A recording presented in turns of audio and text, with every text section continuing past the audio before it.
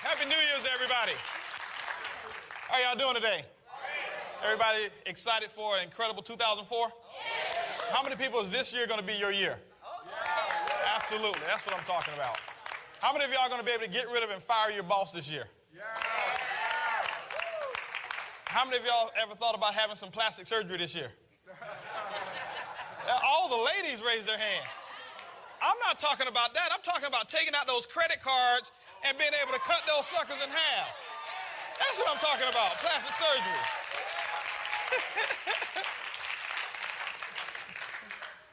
But I tell you guys, it's very exciting to be here. I'll tell you, 2004 is going to be absolutely incredible. There's a lot of things that are in motion right now, and it's not just because it's a new year. I know a lot of people set New Year's resolutions, and I'm not one of those New Year's resolutions type of people, because most people set them, and for the first 10 or 15 days, or first 7 days, most people are on track, and then the rest of the 350 something days, they're kind of like off track.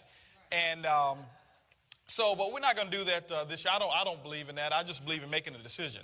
Whether it's at the beginning of the year, whether it's at the middle of the year, whenever it is time for you to make a decision to move on, that's when the decision actually starts. That's when you start to resolve to get the dreams and goals that you're looking for. Well, this year is going to be absolutely incredible. There's a lot of things that we have in store this year that's just going to skyrocket your business. The thing that I'm most excited about is not only, like I say, the new year, but there's right now just a sense of momentum that's all around this business right now. I mean, the company is just growing like by leaps and bounds.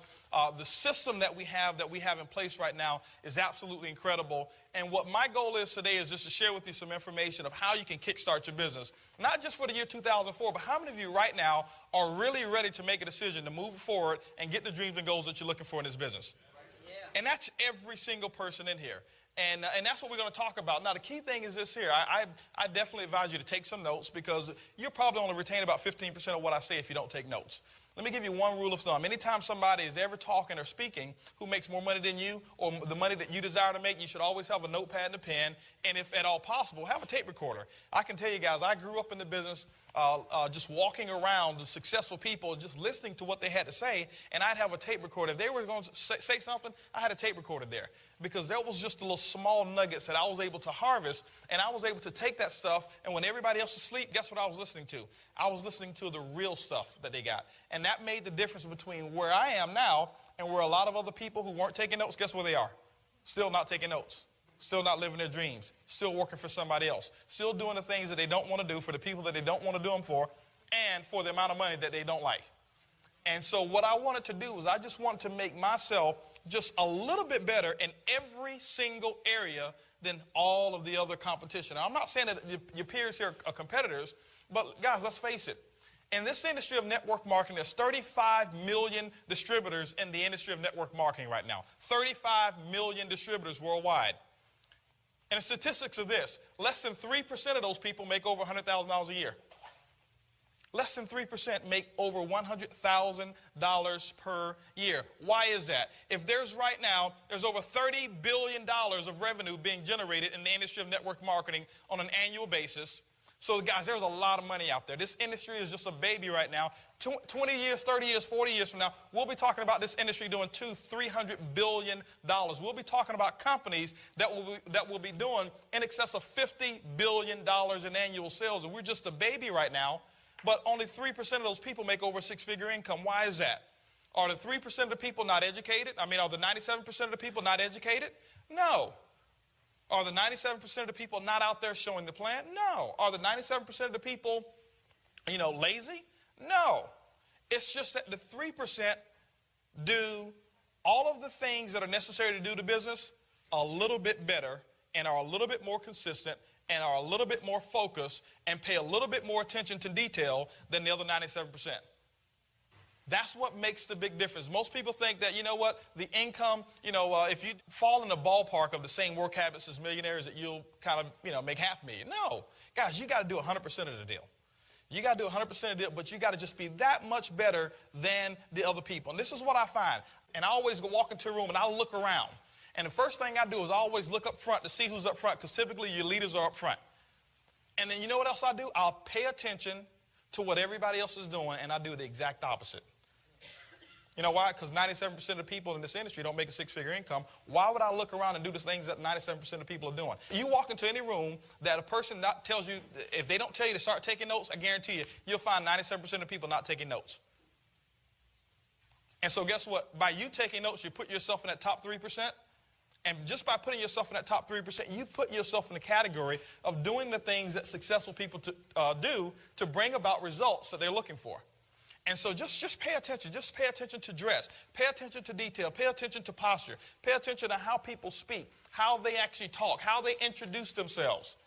Find the 3%ers that are already in the business and model those 3%ers. And so that's just what I'll start off in terms of what I call my little tip for how you can be successful in the year 2004. And not only in 2004, but every other year that you want to be successful in this industry here. It's going to be absolutely incredible rocking year. Guys, today we're going to have a lot of fun. Y'all agree? Yes. That's what I'm talking about. Now, a couple of things I want to set the stage on today, and I want to just tell you, most of you know my story. 4 years ago, we were $250,000 in debt. Had no money. Credit cards were maxed out. Just didn't have any money. Just that's where we were. And we still had a dream, we still had desires, and we figured out a way through this industry of network marketing actually just a couple of years later, completely debt-free, except our house, and owned our vehicles and things of that nature. And now things are just absolutely rocking. I mean, things are just going absolutely fantastic. Our income is going up by the week. Our groups are growing every single day. There's thousands of people right now, every single week, looking to get in our business. And that's something that we confessed a long time ago. But I'll tell you one of the things is this here. It wouldn't have happened if we didn't have a desire. Because all of success in year 2004 is going to happen with your desire. I was talking to a group of people the other day, and I said that, you don't get what you want in this business. How many of you really believe that you really, before today, thought that you got what you want? Or that you could get what you want? No, you only get what you picture. You only get what you picture. How many of you last year wanted a six-figure income? How many of you the year before wanted a six-figure income? Now, how many of you the year before that wanted a six-figure income? How many of you the year before that wanted a six-figure income? How many of you the year before that wanted a six-figure income? How many of you the year before that wanted to be retired? You follow what I'm saying? And so what we find is this: 90% of the people, they want all of these things. They want this, they want that, they want this, they want that. They want a six-figure income. They want a huge organization. They want money in the bank. They want retirement. They want this beautiful home. They want this beautiful car. And they find themselves doing the same exact thing week after week after week after week after week, year after year after year after year. And guess what? Your goal was to want it. And guess what? A year later, you got your goal. You still want it. You only get what you picture. And so the imagination in this dream box up here is the catalyst to your six-figure or to your seven-figure income. Whatever it is that you want. I'm not here to guarantee your income, but this dream box up here, this machine up here, this multi-trillion-dollar computer is the catalyst to you getting the things in life that you want. And I find so many people, what they want to do is work on the technical aspect of the business, which is great. Technicalities and the knowledge, that's wonderful. But I'll tell you guys, if you can imagine it, if you can dream it, you can have it. Because when you start to dream it, when you start to imagine it, when you start to picture yourself having a six-figure income, when you start to picture yourself sitting at home at 10 o'clock in the morning instead of waking up to an alarm clock, when you start picturing yourself driving that car of your dreams or living in that home that you really want to live in, and you start picturing it, see, when you start to picture something, it happens almost every single minute, not every day, almost every single minute it's on your brain, subconsciously. And what happens is this: that subconscious mind, what it's going to do, it's going to find a way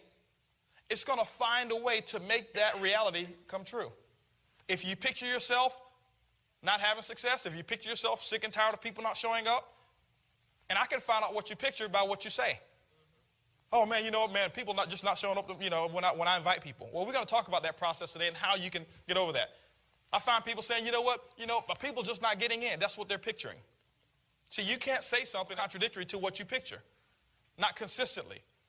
And so you have to picture yourself having the success. You have to picture large numbers of people coming to your organization. You have to have a vivid picture of what it is that you really want. Now, how do we go ahead and what's the fuel to the business? The fuel to the business is your dream. It's how you're going to take that picture, what that picture is, and how you're going to manifest that picture into your material equivalent. That's what we're going to talk about just for a few minutes here, because that's the most important thing. And people hear me talk about it all the time. They hear me, man, he's on that dream tip again. Here he is dreaming. Man, I used to love coming to training, but every time he's going to make you dream, he's going to try to make you think you're successful. Duh. Isn't that the purpose of this day? I just want to know, how to pop an ad in the paper. I just want to know how to call this person, how to do that. Well, the how-to stuff is great, but I'll tell you this. When you have a dream, when you have a strong desire, you figure out all of that stuff, even without an upline, even without somebody directing you on what you need to do, because you have the desire strong enough. And so the first thing it is, if you want to be successful in this business, guys, is you have to develop several reasons why you want to build the business. The reason that some of us haven't moved along is because you don't have enough reasons why. And if you look at every area of the things that you do on a consistent basis, you have reasons why you do them. How many of you go to work consistently? Why? Because if you didn't go, they cut the paycheck. And if they cut the paycheck, you lose your house. If you lost your house, family matters wouldn't be so good. You lose your car if you didn't go. You lose your savings account. Your kids couldn't go to school. So you've got a lot of reasons why you consistently go to work and do things that you don't want to do. How many of you really right now, honestly, and this is not to bash your job, how many of you could find something else better to do with your 40 hours than to go and show up and warm a chair? Okay? Man, that's most of you. But there's a reason why you do it, and that's why you consistently do it. It's either out of fear or it's out of desire. Most people are motivated by fear of loss than the possibility of gain. We're motivated by fear of loss and the possibility of gain. And so what we've got to do, guys, is you got to find out what it is that you really want in this business. Decide what it is that you want. You have to make a decision. What is it that you want? And you have to dream it, and you have to picture it every single minute of the day.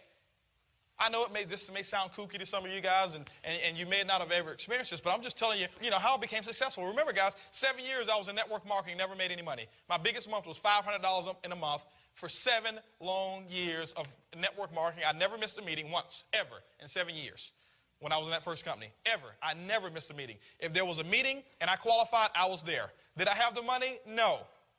But you know what? From the beginning, I pictured myself at the meetings, and so guess what? My picture made it possible for me to get there. Nothing ever came up. And guess what? I had the same experiences in my life that you have in your life, but I found a way not to ever miss a meeting. Now, did I make money? No, and I'm going to tell you why. I never made money because I never pictured myself making money. I'm trying to shortcut your success because it took me 7 long years to figure this out. And I used to hear the speakers on stage talk about developing a dream, developing a why. You have to have plenty of reasons why. And I understood that stuff, and it sounded real good. And I always attached my dream to what the speaker's dream was. Speakers always talking about freedom and all of this stuff. I didn't understand what freedom was. How can you understand something that nobody's ever experienced in your life? You can't understand what freedom is. But I said that I wanted it, but I couldn't picture freedom. I couldn't picture being a multimillionaire. I didn't know any. Didn't have any personal friends who were multimillionaires. I didn't know any of those people. For me, being a thousandaire was a great goal. Not a millionaire, a thousandaire. I just wanted to be a thousandaire. We had a couple $100 in the bank, I couldn't go from being a hundredaire to picturing being a millionaire. That's like right now, most of you can't picture yourselves being a billionaire. You can say it, but you can't picture it. Or most of you don't picture it because it's a big, big process to get from where you are to billions of dollars.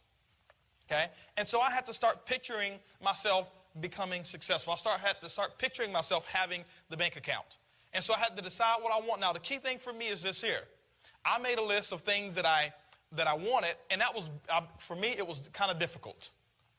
It was kind of difficult. And so what I had to do personally, and I tell my story all the time about this, what I personally had to do, you may not have to do it this way, I had to do it in reverse.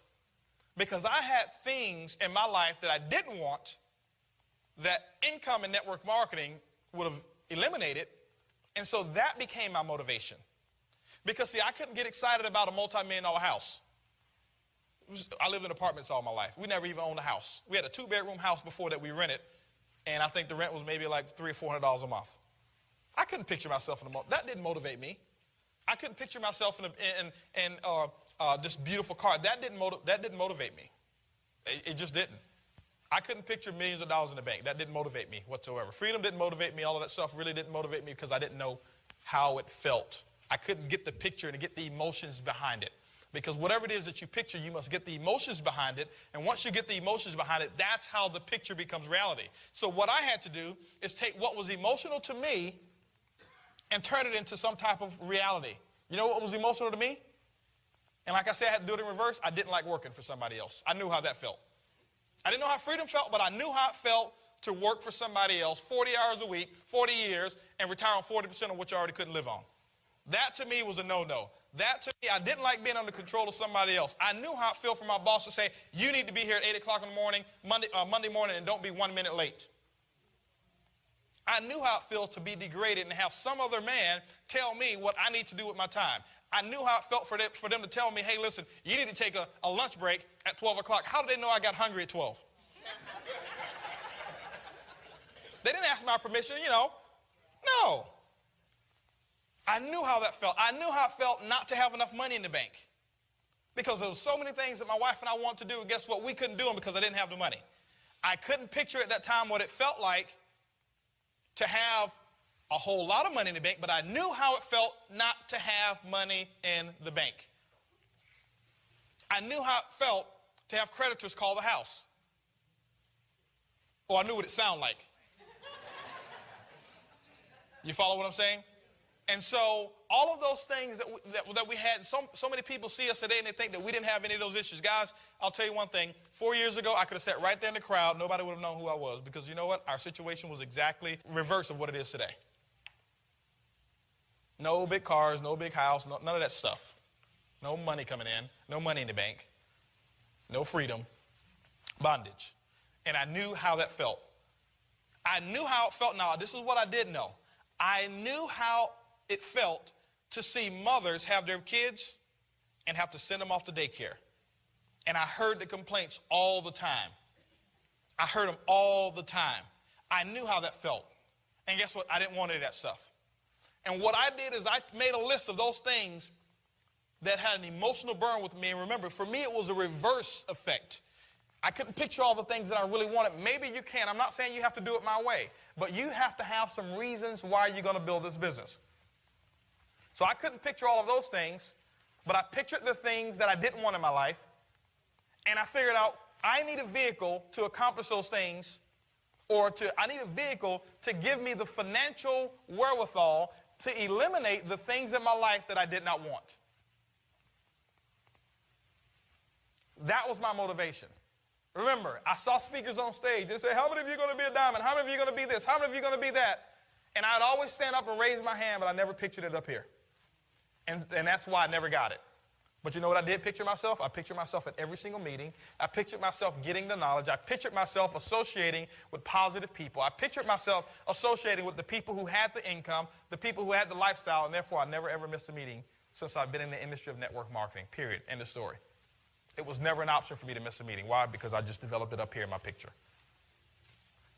The benefit to that is this. Because I did picture myself at the meetings and I did picture myself at every event, I was associating and subconsciously I was picking up the knowledge anyway, and I got the training on accident. It's a true story, guys. I got it anyway. If you take a kid, he's born in China, put him in America, raise him in America, what is he going to speak? He's going to speak English. Is he going to know one word of Chinese if he leaves his parents and to get raised by me and my wife? No. So he's going to pick that up on accident. I don't believe in accidents, but you guys know what I'm saying. He's going to pick it up anyway. He doesn't know any better. And so because of my positive association with other people, I didn't have a choice. I didn't know any better. I didn't know anything else but to think a certain way. I didn't know anything else but to think in a success mentality, in a long-term mentality, in a wealth mentality. And so I made that list, and because of that, it made the things happen up here, it made them come true. And so what happened is this, because I made that list and I consistently verbalized the actions that I needed to get rid of the things in my life that I didn't want. And what happened is, next thing you know, things start happening in my life for me. Did it happen right away? No, it didn't happen right away. Why? Because remember guys, I had 20-something years at that time of negative thinking. And you can't go from 20-something years of negative thinking. Some of you have a longer period of time of the wrong programming. And so I had 20-something years of the wrong thinking, 20-something years of negative programming, 20-something years of job mentality programmed up here, and it took a while for me to dilute that process out so that I can now start thinking success mentality. And that's why some of you right now, it's real difficult for you to make a decision whether you're going to be at the power training or not. You know why? Job mentality. Success mentality people have already registered. Success mentality people are saying, you know, when is the next function going to be, 2 months from now? Is there a way I can get a registration? Job mentality people think, man, you know what, I don't get paid until I'll do it after payday. Because we've been programmed to do things when the boss gives us a paycheck. And if you consistently do those things, guess what you'll have? You'll consistently have those same results, and you'll never live the things in life that you really want to live. I'm just giving you the truth here. And so first thing you got to do, guys, is develop some reasons why. Anybody ever heard of the lady whose son got trapped up under a car? And what did she do? She lifted that car up. Why was that? Why did she lift that car up, Tanya? She had a why. She had a reason why. She had her son, she had her pride and joy. Emotion was all wrapped up into that moment. And, it didn't matter. When she had a reason why, she didn't go to the manual and she didn't call 24-hour fitness and say, hey, listen, I've got a son up here. What's the proper way to bench press this car? She didn't need information on how to do it. All she needed was a reason. Now, let me ask you another question. 5 minutes later, after her son had already been rescued, the car's still there. She goes back, try to lift the car up again. What's going to happen? Now, let me ask you a question. Did her muscles disappear in 2 minutes? No. What happened? Her desire, her reasons disappeared. Guys, to me, that's one of the most powerful stories I've ever heard. And if you understand that, that's why I'm telling you guys, that's why some people who are sitting right next to you right now, they have something happen into their lives. Next thing you know, 2 months later, 3 months later, next thing you know, they go from whatever pin level they are to one of the highest pin levels out there. Why? They found enough reasons to do it, and they got emotional about those reasons. So you have to develop a burning why of what you're going to do. Is this business going to be easy? Yes and no. It's not easy in a sense because everybody would do it if it was easy. But it's very simple. It's very simple. It's easy once you make the decision. See, it's easy for me to go out and show the plan. You know why? Because I got a big why. It was easy for her to pick that car up. She had a big why. It's hard to do it when you don't have a reason why. It's real hard. I'm telling you guys, waking up this morning, Saturday morning, putting on a suit of clothes. If you lagged out of bed this morning and you and some of you did, and that's okay. But if you drug out of bed this morning, it's because you don't have a big enough dream. But those who got up this morning, fired up, excited, drove from miles and miles away, excited, got here early, was anticipating what was going to happen, they got a big dream. They got many reasons why. Many, many reasons why. Same thing. If your son was here, your son was staying at the hotel, your daughter was staying at the hotel, and you found out the hotel was on fire, are you going to drag out of bed? If you found out there was a shooting here, are you going to drag out of bed? No. Without makeup, everything, you just gone. Why? You got reasons why, guys. I'm using those examples because I want to hit you where the emotion is, because I want you to really understand what it's really going to take for you to start doing the things. Because see, I'm going to talk about the how-to. But see, if you don't understand this why, if you don't have reasons why, the how-to is not going to matter because you won't do them. You won't be consistent enough doing those things to make the financial equivalent come to pass. You have to be consistent with those things. So you have to figure out what it is that you're going to give up. You know what I had to give up? I had to give up some television time. Now, this was based on what my goals and dreams were. If you have big dreams, that's great. You're going to give up a little bit more. If you got small dreams, you have to give up a little bit less. But this is the thing I want you to understand about the industry of network marketing. You don't give those things up forever. You give them up for a small time, for a short period of time. And what happens is this. Whatever it is that you sow into your business or that you give into your business, if you're consistent with your actions, it will be given to you multiplied. And I'll give you an example. What did I have to give up? I had to give up golf on the cheap green fees. I could only afford to go over here to this particular golf course. It was a municipal course, and I walk. It'd be 180 degrees outside in Houston, humidity 200%, African hot outside, and I'm walking with some metal sticks on my back saying I'm trying to lose weight. The reason I was walking with golf clubs because I couldn't afford to purchase a cart. But I had to give up playing golf on weekends to work on my dream. I didn't give it up forever. I had to give up some television time because I watched a lot of TV. Am I saying television is bad? No. I'm saying it's bad for a person who's got a big dream temporarily. I had to give up a lot of social events that weren't so important to me.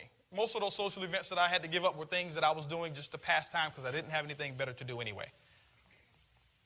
I had to give up some association with some negative people. I had to give up that association with negative people. I had to give up or invest money into my business. Why? Because it is a business. I don't consider this network marketing. Most of you know that. It's a multi-billion-dollar industry right now, and your business can be a multi-million-dollar business, and it's going to take some type of finances to make it work. It's going to take some type of finances to make it work. And so for me, I had to give up and invest money into my business. I had to give up some travel, some, loose travel time. I know we had a couple vacations that we wanted to take, if you want to call them vacations, in the same state. Going to the same state, We're going to Austin. But I had to give up some of those things. Why? Because sometimes they called events and they called big meetings and they called trainings on the days that we were going to plan that particular vacation. And guess what? In the beginning, it was uncomfortable.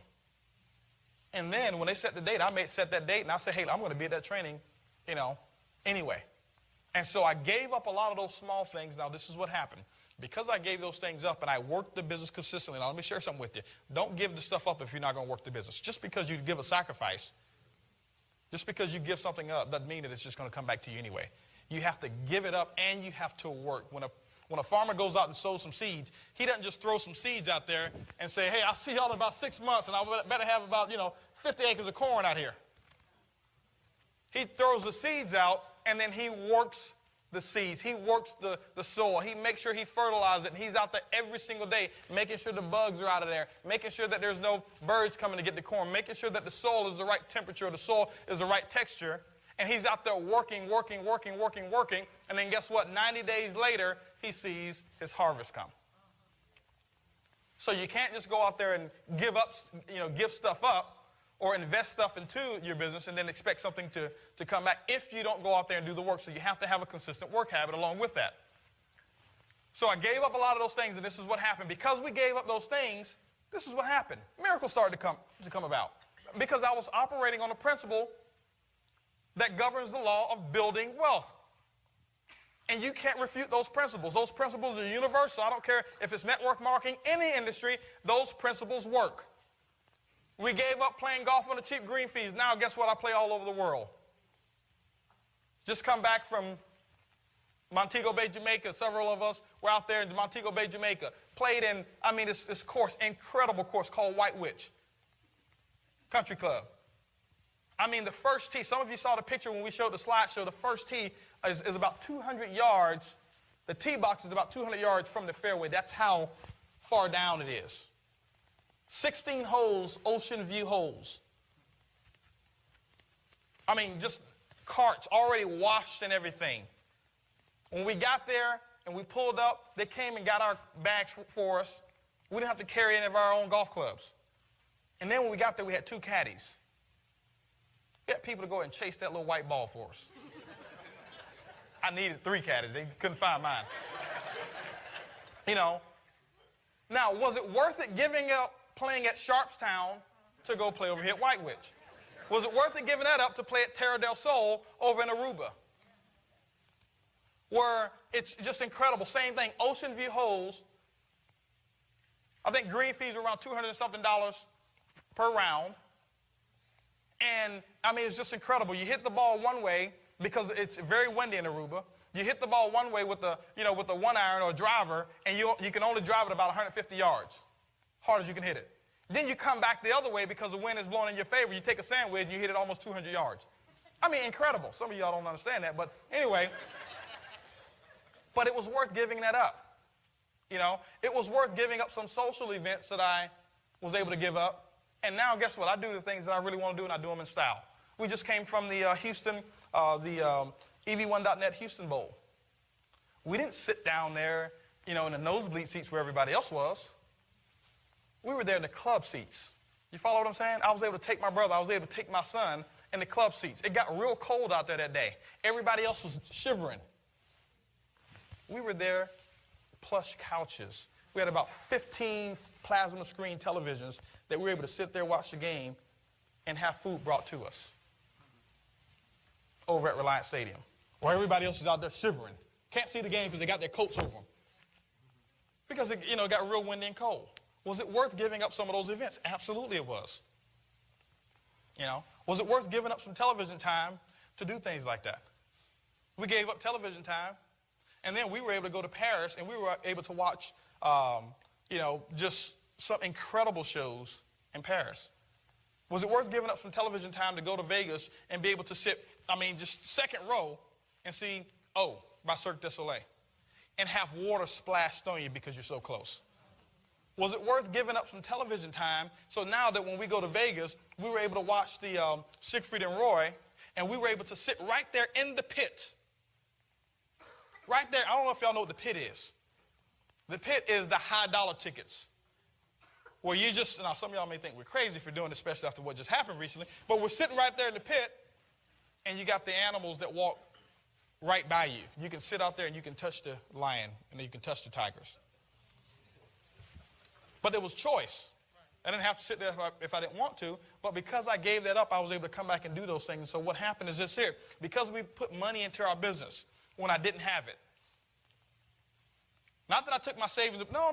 I just was smart about my business. I put into my business, and because I put into my business, what happens is it starts coming back to me tenfold. Guys, that's a principle, and you can't refute it. I put money into my business, and then I worked the business, and next thing you know, guess what happened? It came back tenfold. It came back 100-fold. It came back 1,000-fold. And now it's just coming in, and it's just coming in, it's just coming in, it's just coming in. And sometimes it comes in to a point that you don't even know what to do with it all. But we found out what to do with it, okay? Just want to let y'all know. We got plenty of reasons why, okay? You follow what I'm saying? So you got to give up those things, some of the things temporarily right now so that you can have the lifestyle that you want. We had to give up, like I said, just negative association with people. And now, guys, we got friends. And for Christmas, guys, we got so many cards and baskets and just things that came to our house. It was like the 12 days of Christmas, before Christmas. And those things just came and it was because people just care. People like the contribution that we've sown into their life. And so what happens is some of that stuff start coming back to us. And we can pick up the phone right now. We can call a friend and say, hey, listen, let's go over here to New York, or let's go here, let's do that. We had to give up a lot of little small things and that we couldn't afford to do. And now just the lifestyle is just up there. My wife now, she gets her hair done in Dallas. She caught a flight 2 days ago to fly to Dallas to get her hair done. Why? Because she wants to. You follow what I'm saying? Just do what you want to do. See, that's removing the lid. That's removing the box. Now, guess what? Before, she used to do her own hair because we couldn't afford to get it done. Because we had to put the money into the business. Say, honey, go to Walgreens, get you one of those perms, those relaxers. Whip it up. You can ask her. You follow what I'm saying? She made it look good, though. But we didn't have the money to go spend, $200, $300, to get her hair done. We didn't have the money to do that. I had to give up, buying nice clothes in the beginning. This is our broke days. And then what happened, because we did that and we went out, we worked the business, now I get custom-made clothes. And I buy things that you'll never see on anybody else. You follow what I'm saying? But 4 years ago, guess where we were? In a worse financial situation than 98% of you. It didn't take 4 years to get here either. I'm just telling the story now. You follow me? And so that's the key thing. Decide what you want. Decide what you're willing to give up. Success and freedom is not easy. Just ask the spider monkey. The spider monkey lives in the jungle and evades its predators with its speed and agility. Hunters, however, have figured out the secret to catching spider monkeys. See, spider monkeys love candy. So they set up these little candy jars with the opening just big enough for the monkey to squeeze its hand inside. The monkey runs towards the jar and grabs the candy inside. With the candy in the palm of its fist, the monkey can't remove both his fist and the candy. But the spider monkey is very persistent. He continues to pull as the hunter walks up and put a rope around his neck. See, the moral of the story is the spider monkey is so focused on the present that he won't let go of the little bit that he's got to get his freedom. Now would be a good time to decide what you're willing to give up to get what you want. The third principle in turning your network marketing business into a cash cow is picking a champion. And then you have to pick a champion. You have to pick a winner. Pick somebody that you're going to model yourself after. Who is it that you are being mentored by? Pick a mentor and associate with positive, successful people who are doing the things in life that you want to do. Does that mean you have to stop being friends with your friends? I'm not saying that. Temporarily, you may have to give them limited access. I'm serious. That's what I had to do. I mean, how can you build an organization of positive, excited people when you're at home with your beer drinking buddies and all you do is tell dirty jokes and all kind of stuff and talk about what's not going to happen? That can't happen. And so I had to give limited access. Some of my golfing buddies, I just chose not to play golf with those guys anymore because it just wasn't a positive atmosphere for me to picture the dreams that I really wanted. It wasn't the atmosphere that I needed to be able to picture myself having the financial wherewithal to eliminate the things in my life that I didn't want so that I could have the things in my life that I did want. So there were some things that I had to eliminate. But associate with positive people. Guys, if you've got a support team or support line or an upline of people that's working with you, and everybody in here, I don't care which line, I don't care what group you're in, everybody in here, you've got an organization of somebody who's successful in this business because everybody in here, your upline leads at least up to Brad Hager. And he's the person who's putting the system together. So why couldn't you be successful? Why couldn't you be successful? He's done a phenomenal job at putting this whole entire deal together. But guess what? In the beginning, he had to picture it. He had to picture it being done. If you ever heard that CD from 35 to 312, he pictured this day coming before he had $1 in commission checks from this company. He pictured this day coming. You follow what I'm saying?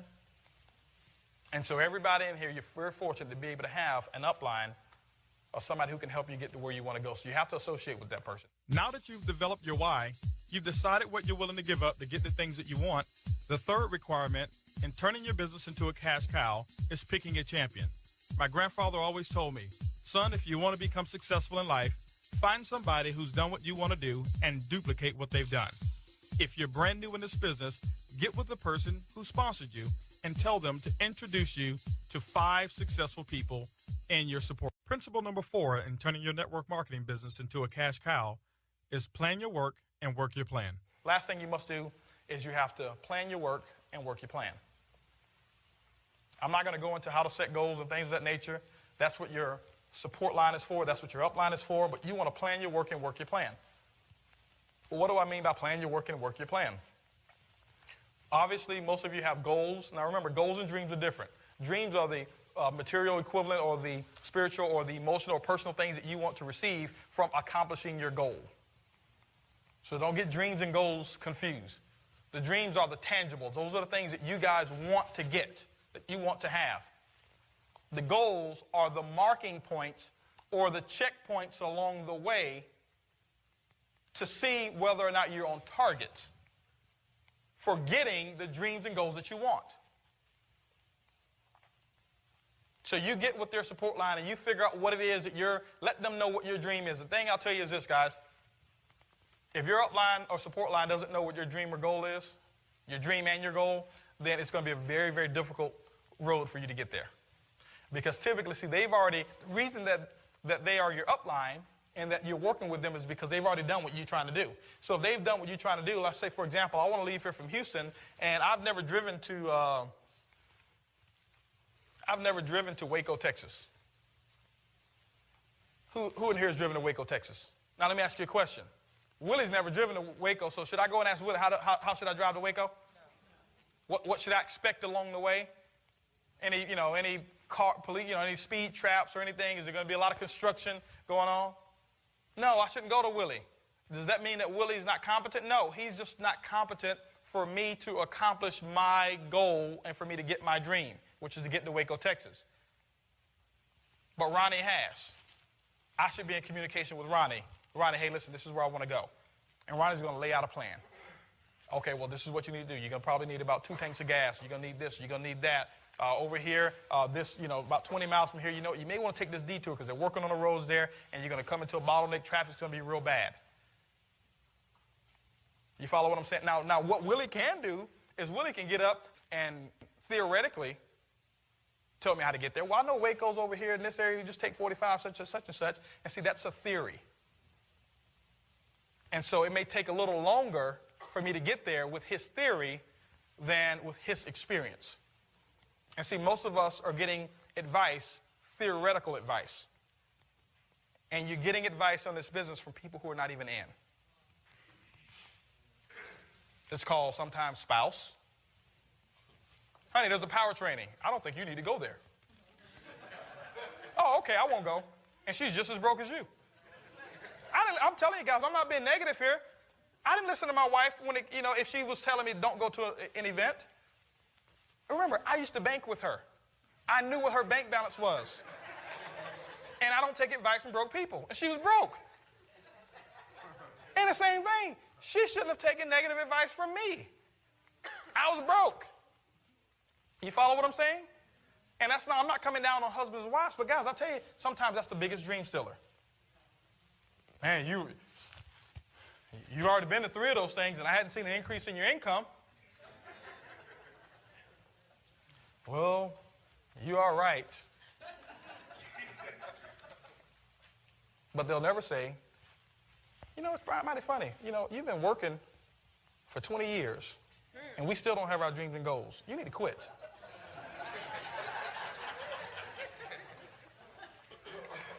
No, they won't say that. You follow what I'm saying? We take advice from friends. I know somebody who was in one of those deals. You just watch out. They're going to get you. I know somebody who was in one of those deals. They never made any money. And I'll tell you, right now they're still in that deal and not making any money. And what we do is we internalize that and we take their advice instead of taking advice from people like Ronnie, who's been there. He's been there. I'm going to go to Ronnie and find out what I need to do to get to Waco ASAP. I want to go the shortest route possible. How many of you want to get to success in this business the shortest route possible? And that's what it's all about. Okay? Network marketing, number 1, is the shortcut. Communicating with somebody in your upline is the shortcut to getting there. So there's 4 things that you need to do from a standpoint of desire. We talked about that. Develop your dream. Develop reasons why. What it is that motivates you.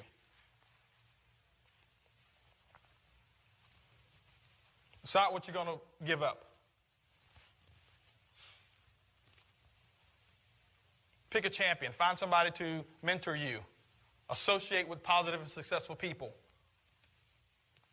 How do you associate? Books, tapes, functions. Books, tapes, functions. Books, tapes, functions. You say, how do I associate with the book? Well, Napoleon Hill, I hadn't met that guy yet, but I feel like I know him. I associate with him almost every day. Why? I read his books. Like they say, writing makes a man exact. See, I know exactly what he was thinking. It's no theory. There's no theory. I know exactly what Steven Pinker was thinking when he wrote the book, How the Mind Works. I know exactly what he was thinking. I associate with him. He doesn't even know me. I associate with people on tapes. Guys, you got some incredible tapes. Guys, we've got story tapes here from Cannon Egg Fly, 35 to 312, Live Your Dreams by Susan Walsh, Flashpoints by Ron Goles. Associate with those people. Pursue your passion. Lisa Head, Take Charge of Your Life. Mark Scarvin. Why wouldn't you want to associate? These are the successful people in your organization, in your company. Tireless by Stephen Thompson. Why wouldn't you want to associate with those people? Associate with them. That's what, in my opinion, that's what you should be listening to. You got to Eat the Crust First by my wife and myself. Associate every single day. You go out in my car right now. Take out the CDs that's in there. See what you find in my CD player. And that's not just stage stuff. That's how I associate. I'm always listening to somebody who's built a bigger business than I have. It's a continual process. And so, guys, we've got through chapter 1, what it is that you need to do to build a successful business. Now what we want to go ahead and get into is we're going to get into a little bit of some how-to stuff, some very important foundational, basic stuff that everybody needs to build a successful network marketing organization.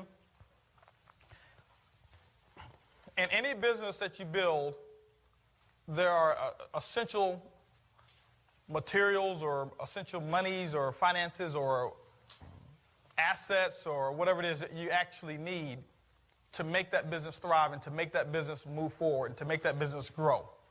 Typically, when starting a business, it takes what? Money. All right? It takes a lot of money.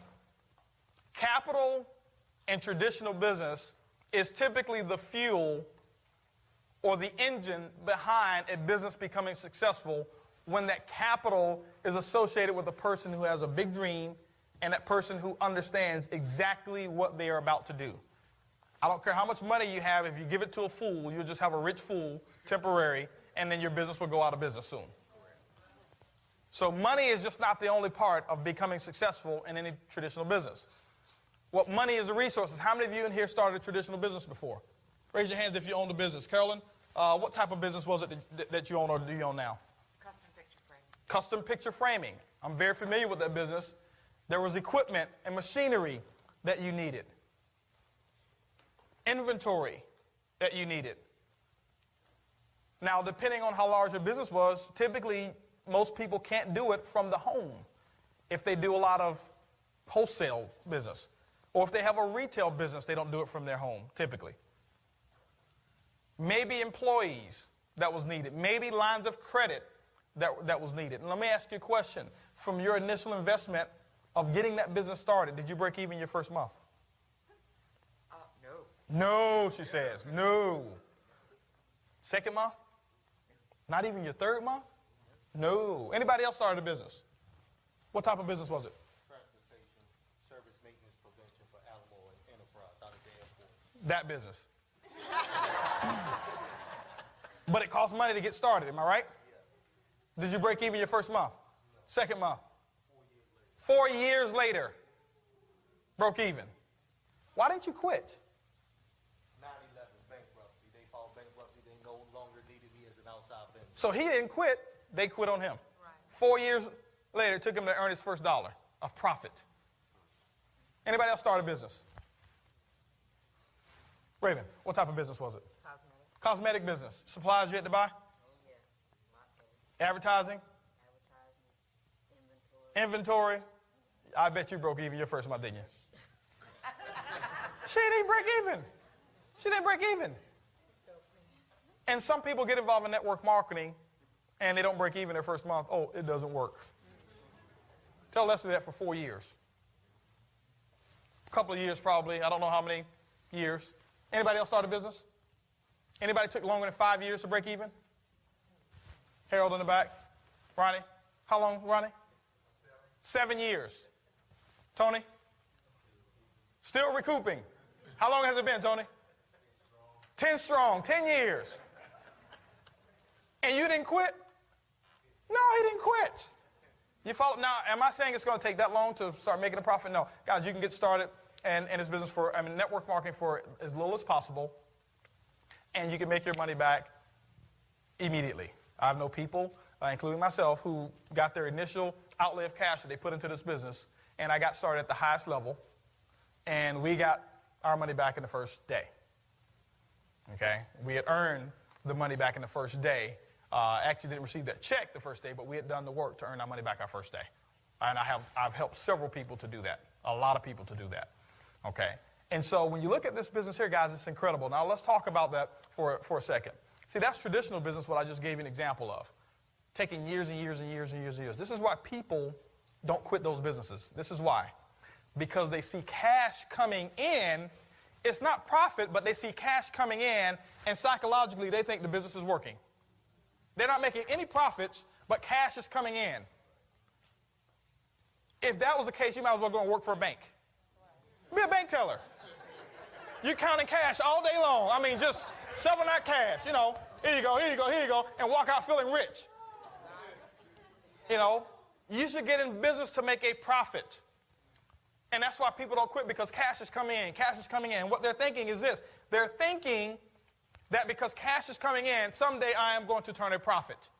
And they stay in the business, and they stay in the business, and they stay in the business. And I guess what? I applaud those people, because that's a principle that works. And if it wasn't for those people, our country wouldn't be what it is today. Because it's the entrepreneurs that have laid the foundation and laid the groundwork for most of you in here who have jobs. If it wasn't for those people, 99% of you wouldn't have jobs.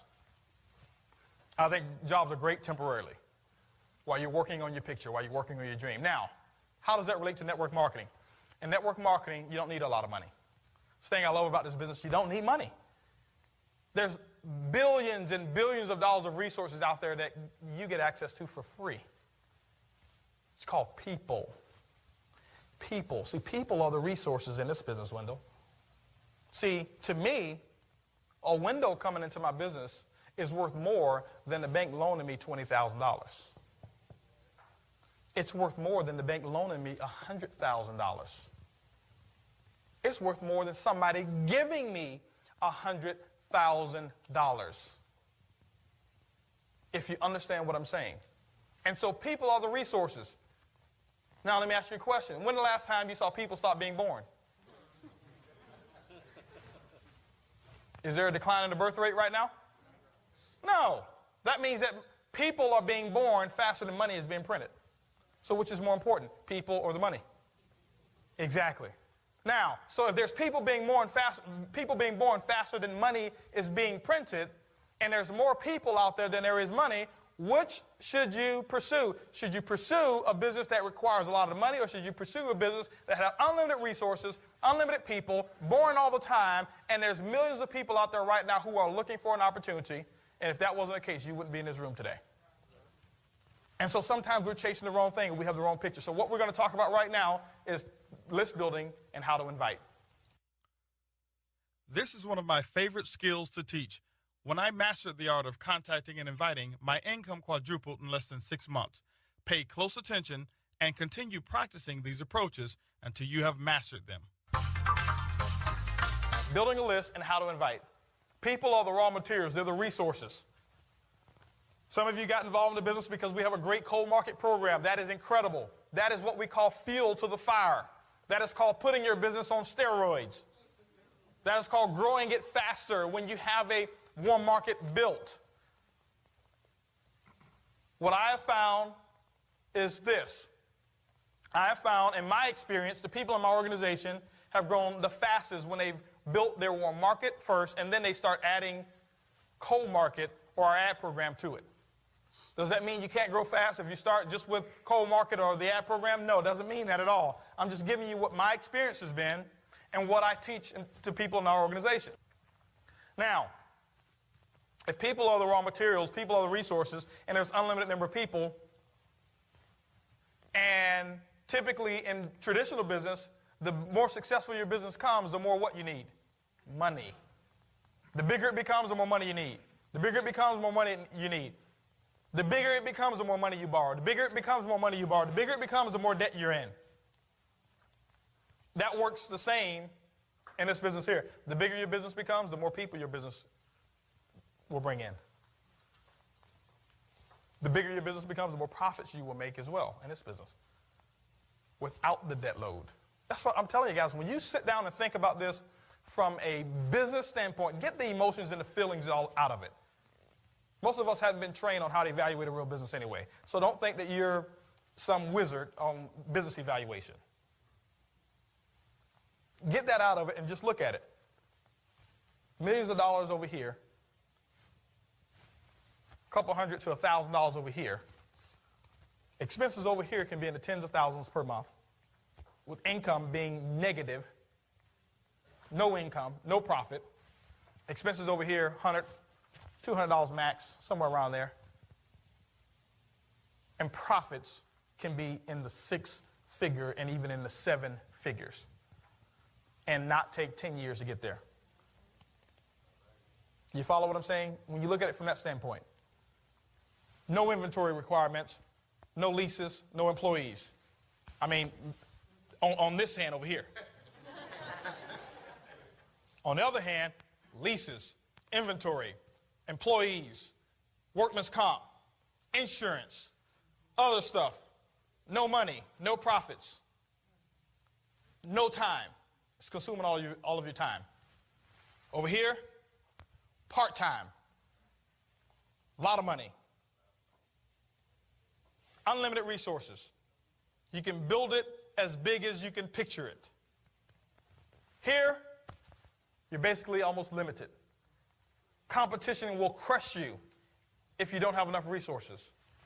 Over here, the only competitor is your ability to imagine how big you want it. It's the only competitor that you have is you.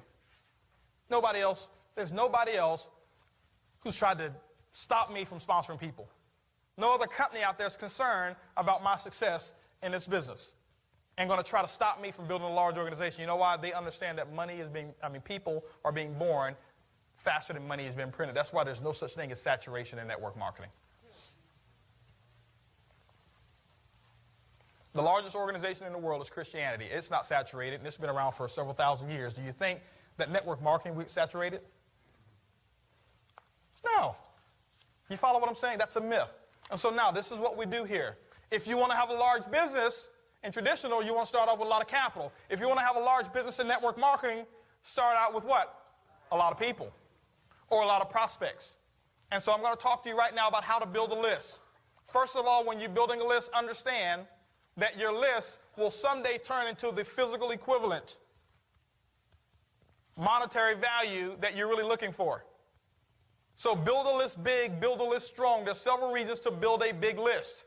Not only because you'll make a lot of money, but building a big list allows you to have what we call posture, and I'll talk about that in a second. So I tell people this. Start off at least with a list of 100 people. Some of you are afraid because we have a cold market program. You want to tell people, oh, don't build a list. Don't have to worry about that. No, guys, build a list. Do you want to build a big business? Yes. If you were having a party and you had $1 million budget that I was donating or Brad was donating to you to have a party, would there be more than 100 people on the invitation list? Absolutely. Well, if you're going to build $1 million income that comes in every single year instead of a party that you don't make any money from whatsoever to impress people you didn't like in the first place, to come to somewhere to spend up all your money, why wouldn't you build a list of a bigger than 100 people to build $1 million income? And then you don't need Brad and my money, you throw your own party. You follow what I'm saying? Build a list. Don't prejudge people. Don't you make the decision for whether or not they can get started in the business. When we build that list, you make that list long and strong. Just write down names arbitrarily. Whoever's name comes to your mind, write down their names. There's memory joggers that you can do if you want to build a list. Now, this is for the people who really want to make it happen. Those people that really don't want to make it happen, you'll take notes on this and you'll leave out of here and you won't do it, and your list will remain 15 people. Everybody here, I can tell you right now, if it came down to the wire, you can put a list of 500 people on the list. And you can do it probably in less than 2 hours. If the dream was big enough. Go to the Mercedes-Benz dealership. They say, hey, we're going to hand you the keys right now of a $120,000 S600 Mercedes-Benz. All I need is 500 referrals, not one dime out of your pocket, and I need them within 2 hours. How many of you walk out of there with a Mercedes-Benz? You know why? Because you picture it. It's almost like a guarantee. And so we work on guarantees. We work on what we can picture. Now, let me ask you a question. See, I'm teaching you how to do the business now. If you build a list of 500 people, in my opinion, I can't guarantee it, you'll have the money to buy 3 Mercedes-Benzes this year through your own income. You follow what I'm saying? By building that list. Why? Those are the resources. So now when you build that list, what you want to do is this. Just start writing names. Think about people in certain professions. Who do I know that's an accountant? Who do I know that's a bank teller? And just ask yourself those questions. Who do I know? Who do I know? Who do I know? Who do I know that I worship with? Who do I know that my children go to school with? Who do I know that last name is Brown? Who do I know that last name is Davis? Who do I know that last name is Carter? Who do I know last name is this? Take the telephone book, go through them. Just go through the phone book. Look at last names. Who do I know that has a last name like this? Who do I know that has a first name like this? Who do I know that I play golf with? Who did I graduate with? Who do I know that sold me the car that I'm driving? Who do I know that at the grocery store? Who do I know at the cleaners? Who do I know that my son or daughter plays this particular sport with? Guys, remember, when you're making your list, the biggest reason that most of you won't make a big list is because you're making a list and you're making a decision for that person at the same time. And when you're making a list and a decision for those people at the same time, your list will be real short because you will eliminate all of the right people and you'll put down what I call the easy crowd, the people that's easy for you to contact. And you'll make excuses for those, oh, well, they can't afford it, or they make too much money. They don't have the time to do this, so I won't put them on the list. How many of you have done that? Raise your hands. Be honest with me. Every single hand better go up. Because if that's not the case, everybody in here would be at least gold.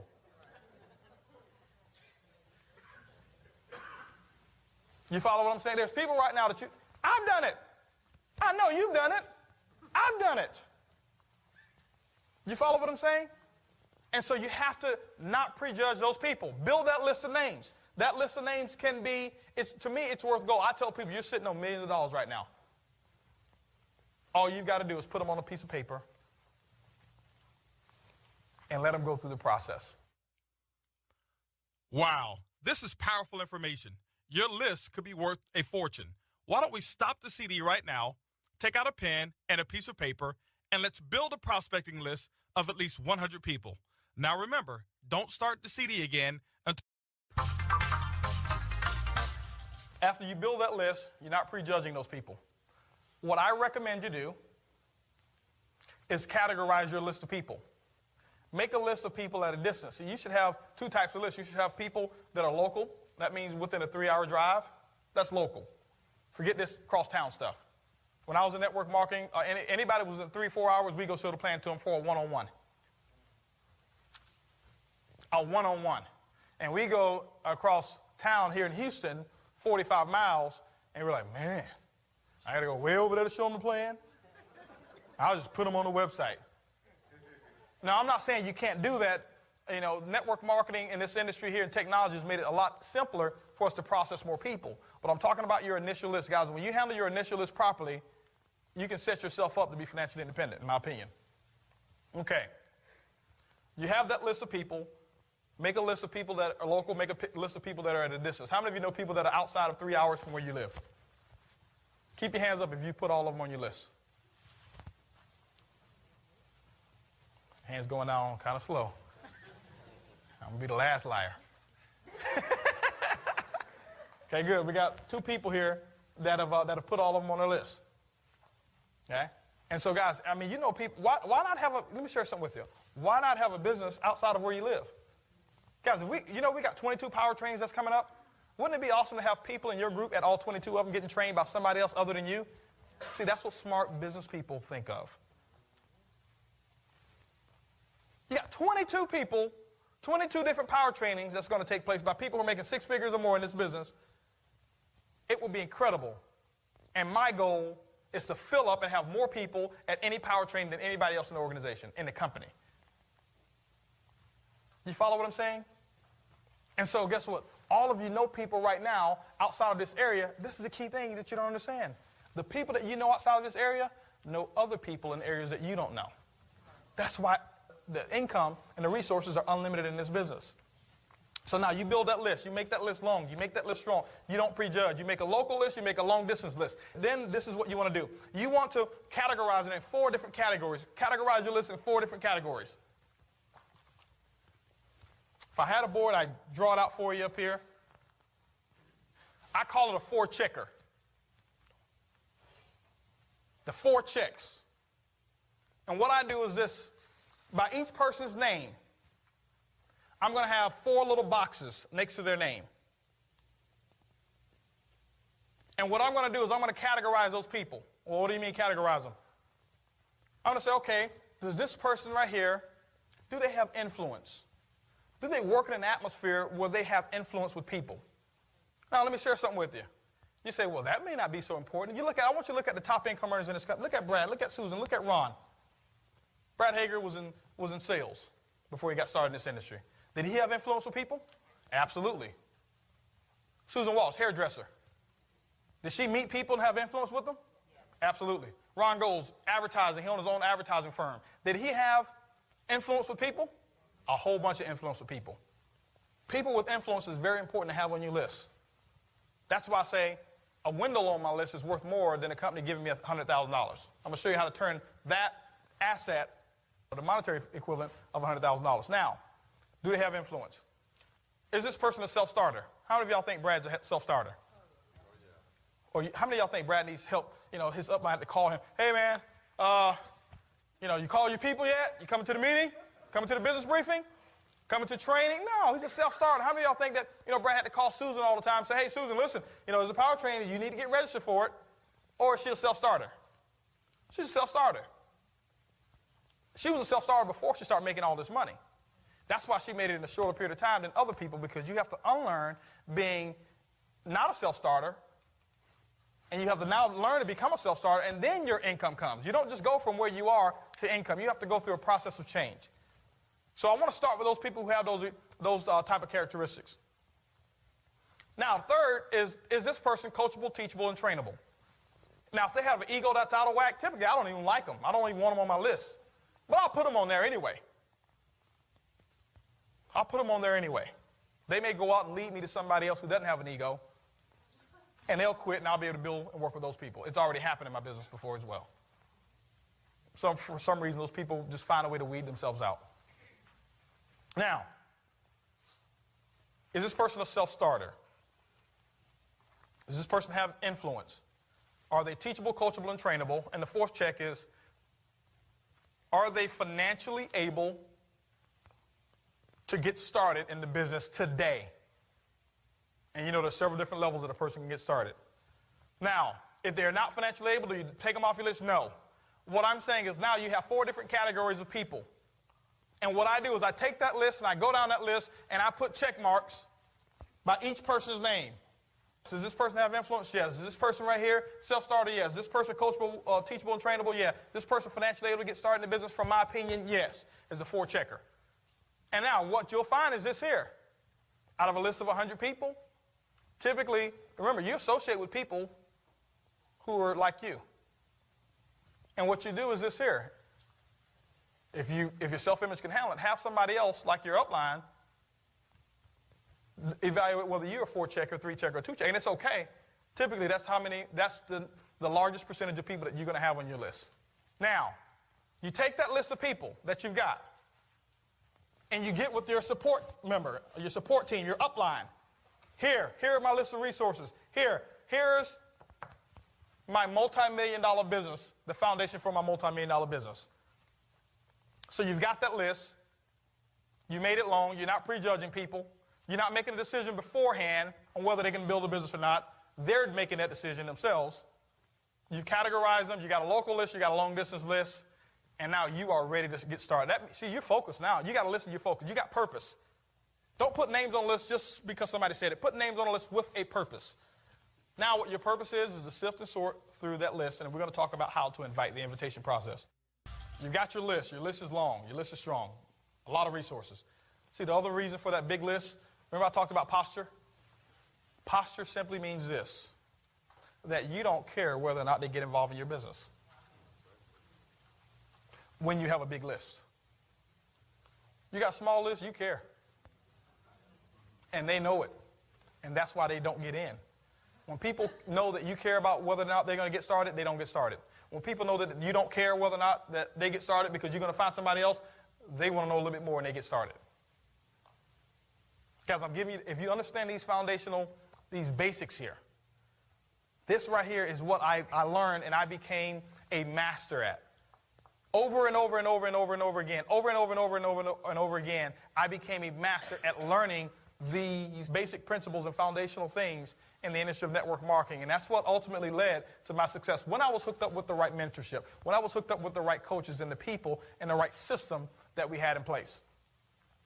So now you got a big list. You don't care whether or not they get involved. And what you want to do is this.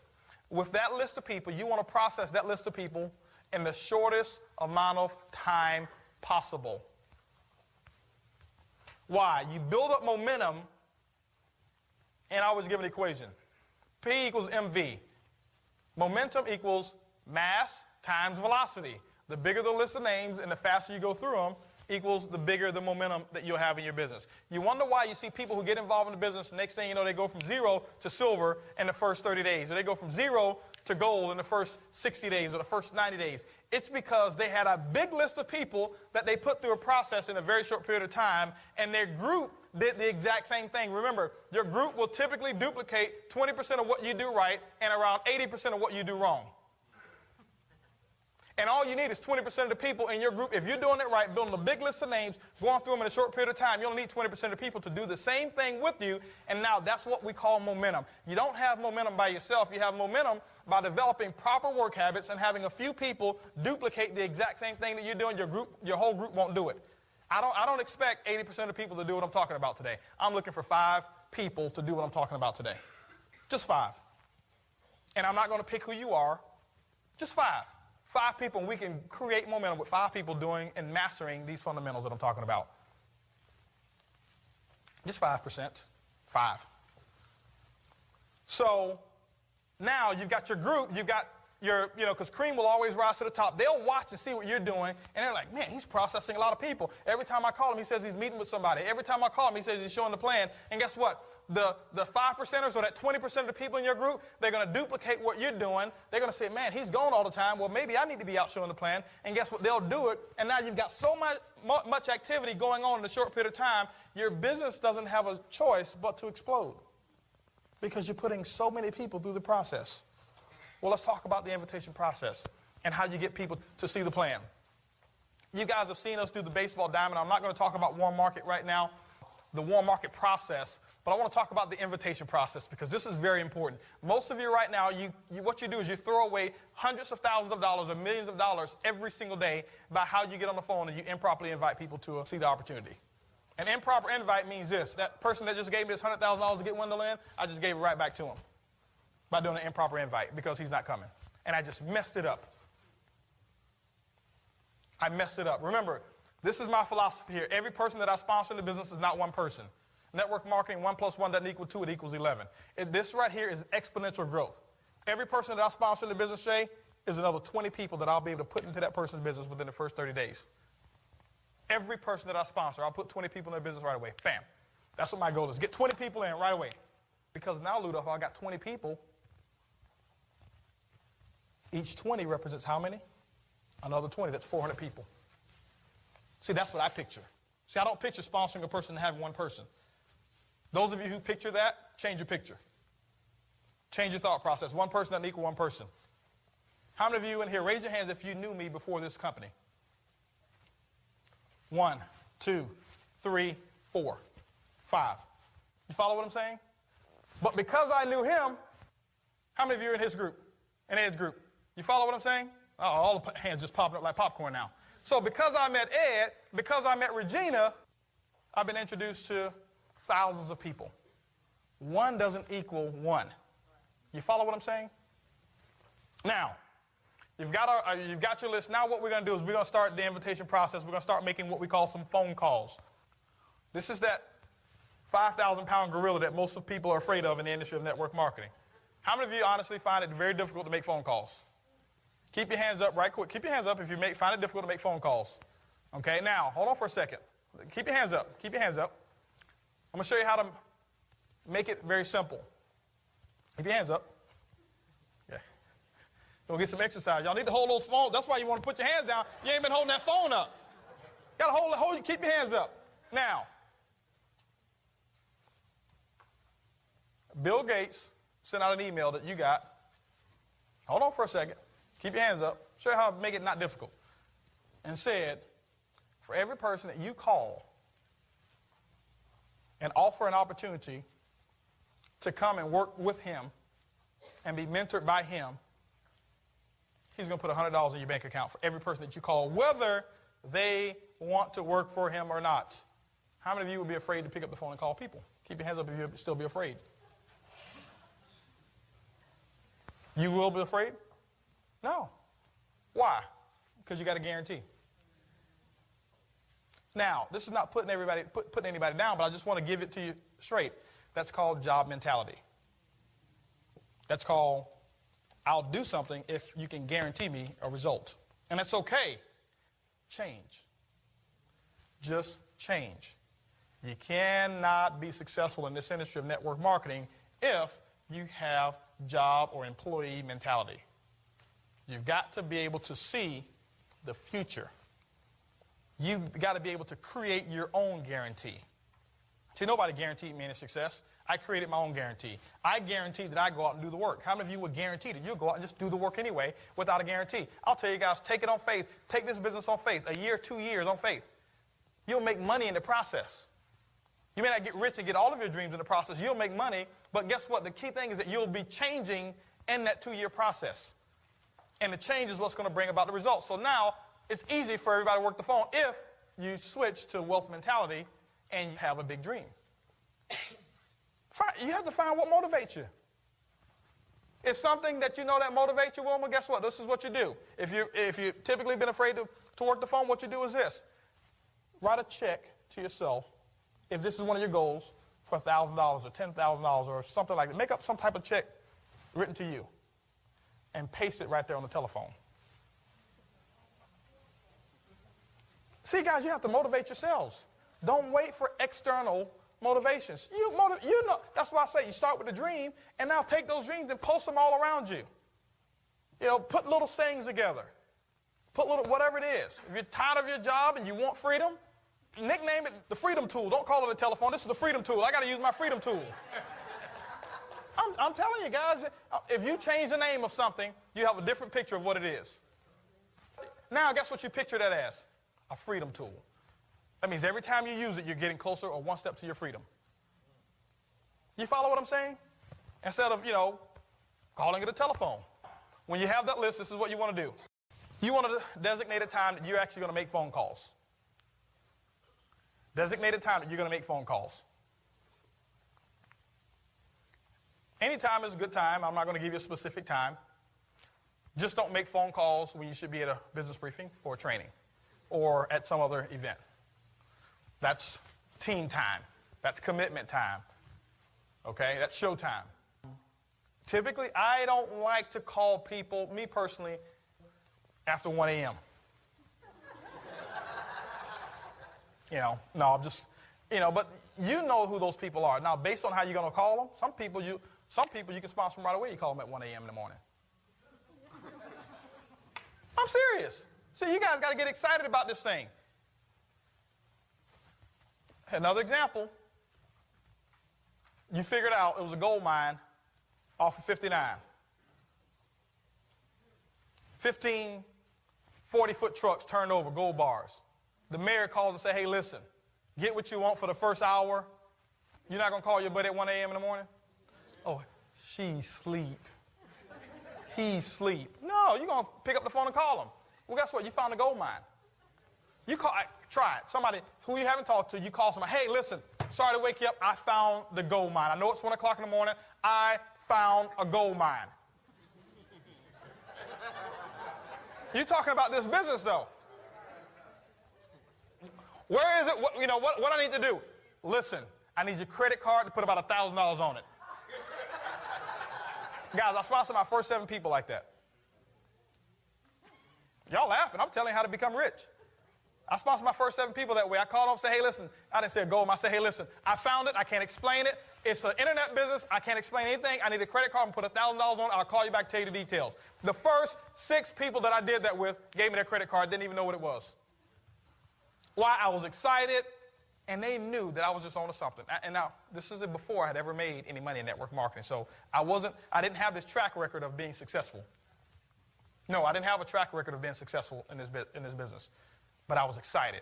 I knew I found a way for me to get rid of the job. I found a way for me to have more money in my bank account. I found a way for me to get the things out of life that I wanted so that I can bring about the physical monetary equivalent to get rid of the things that I didn't want so that I can have all the things that I did want. And I was fired up and excited about it.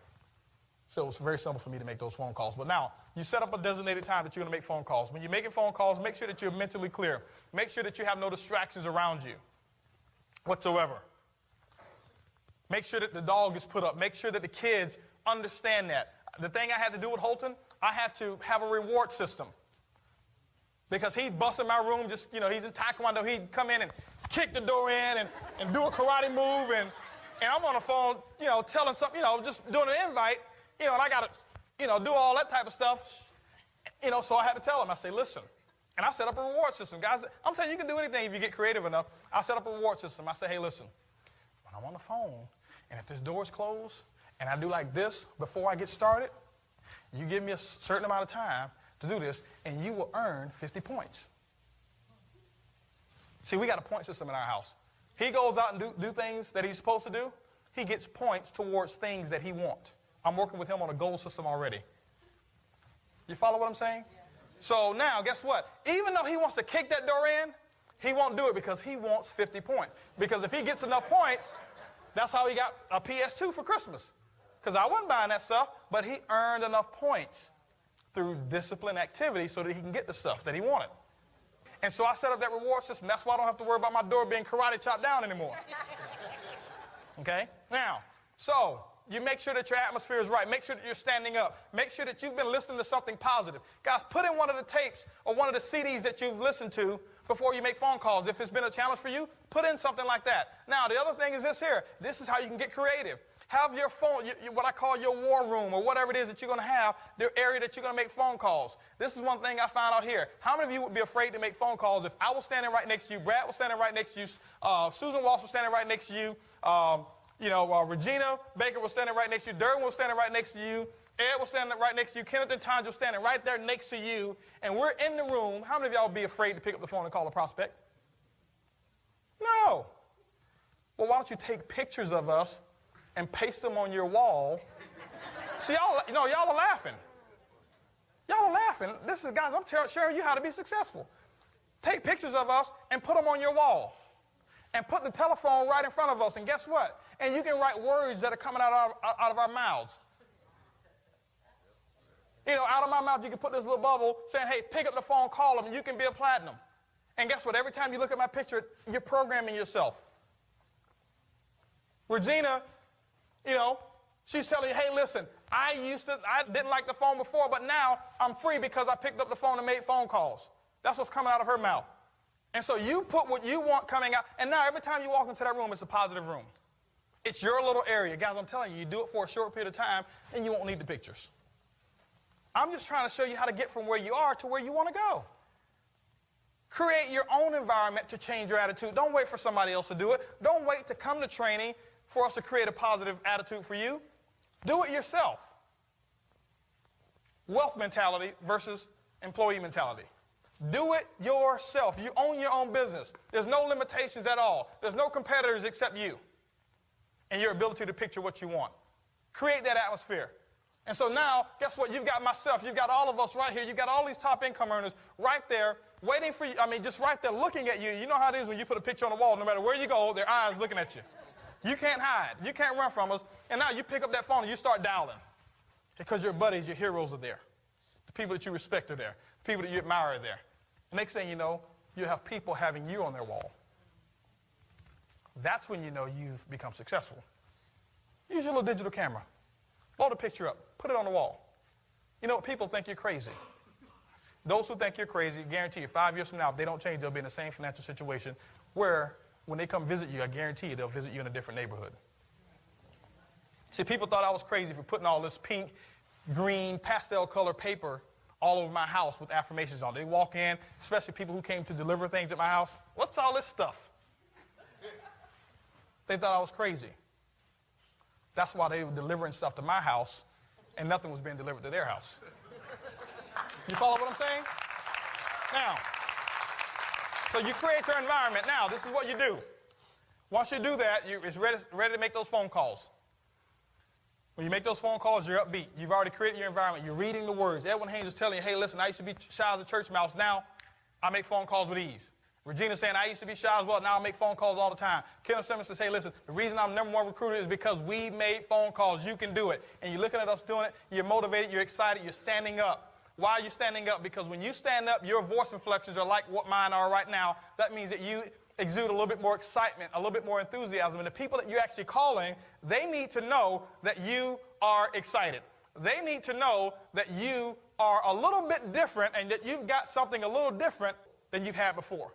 So you can't call them with your normal self. You call them with your normal self, expect them not to get in. Something's got to be different about you.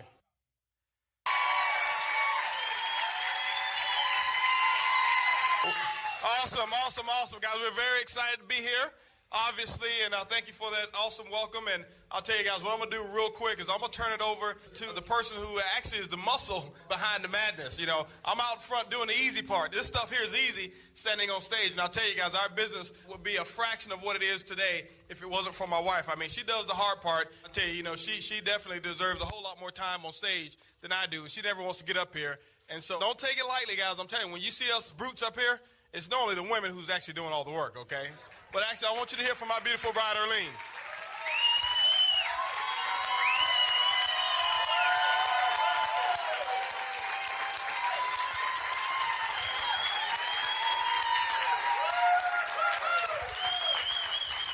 Thank y'all so much.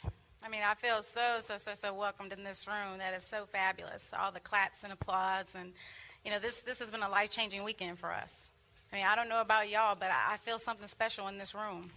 And I have seen the emotion from some people go from, you know, a little bit, oh, what are we going to expect from this weekend, to, man, I got exactly what I came for and then some. So congratulations to you who decided to change whatever you needed to change to be here. You know, this can be the first day of the rest of your life.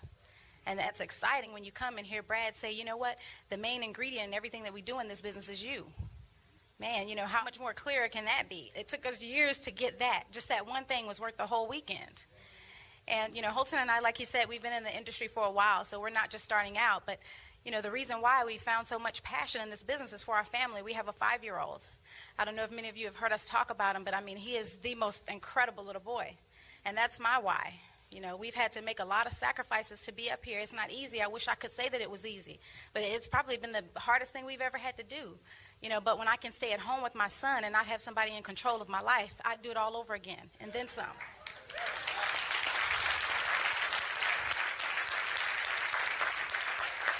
You know, I found out real early that I was allergic to bosses. You know, they don't do well on me. But I tell you what I'm most excited about is the people that we have coming on. We have a great team of people who are committed to their dreams and goals. And it's nothing like being able to help someone in the process of achieving your goals. You know, we're going to do what we do in this business anyway. But if I could help a whole lot of people, you know, in addition to what I have to do for my family, that's the best kind of combination. I couldn't do that working for a bank. I used to work for a bank when I was in college. And, you know, there was no value there. You know, no value there for what I wanted to do with my life. I want to make a difference. There's a whole lot of things I want to do. And standing behind a counter, you know, as a teller or a loan officer just wasn't it. You know, we've had an opportunity to make an impression on a 74-year-old woman. You guys, I don't know if you've met Rose Graham, but if you haven't had a chance, you know, go up to her, shake her hand. She's an incredible lady.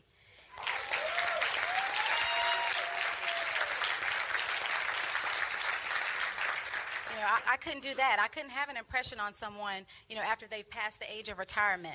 You know, being able to put extra money in their pocket, having her not have to worry about being a burden to her family. That's incredible. You know, that is incredible, and I'm so grateful and thankful for this opportunity. You know, the people that we're most going to impact aren't even in this room yet. The people that we're going to make the most impression in changing their lives and doing things for their family, you know what, we haven't even met them yet. So when you're out there, you know, don't be afraid to extend your hand out to somebody. You never know what people are suffering with. There are a lot of people out there who are looking for something. Don't listen to the people who tell you that this won't work, because I'm here to tell you there are people that are praying that you're going to extend your hand. You know, don't be afraid to do that. Please don't. You know, I thank God every day for the phone call my husband got that reintroduced us to this industry, because we were in another company and we didn't make a lot of money. For a lot of years, we were broke, negative. We had a furniture company that owned us. You know, there was a point in time in our lives where we were more concerned about things than money. You know, that was an education. We had to learn that, the most important thing for me and for my family is to have freedom. Cash is the only thing that can do that, financial freedom. Otherwise, I'd be working for somebody else for the rest of my life. So I don't know what your dreams and goals are, but I'm here to say that, do yourself and your family a favor. Find that out. Find out why you're working this business. What is it that you really want from your life? What is it that your family needs? Find that out. That is the most important thing. And I can tell you what, when we really got serious about it, really got committed to our dreams and goals, our business has never been the same. Our lives haven't been the same. I wake up every day. I'm so grateful. Just little things like having a maid. I don't know what the ladies out there want, but you know what? I love my house clean, but I tell you what, I don't like to clean it. And it doesn't take a lot of money to do that. Pay a person $100 not to be stressed out about those kinds of things. Lifestyle is, oh my God, doing whatever I want to do. I'm a lady of leisure.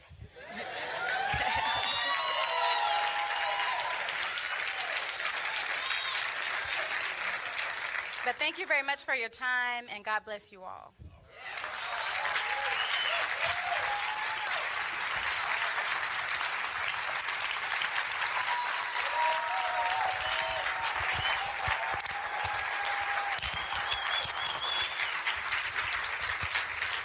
Okay, guys, that's the reason why we go out there and take the nose and take it on the chin every single day, because I tell you, without my wife, our household definitely wouldn't run the same. It'd be very difficult to build a business, but you know what? It didn't start just now. We're 30 years old right now, and when Erlene and I first met, and actually first called ourselves what we call dating, she was 12 years old and I was 13, so we've been together since we were 13 years old.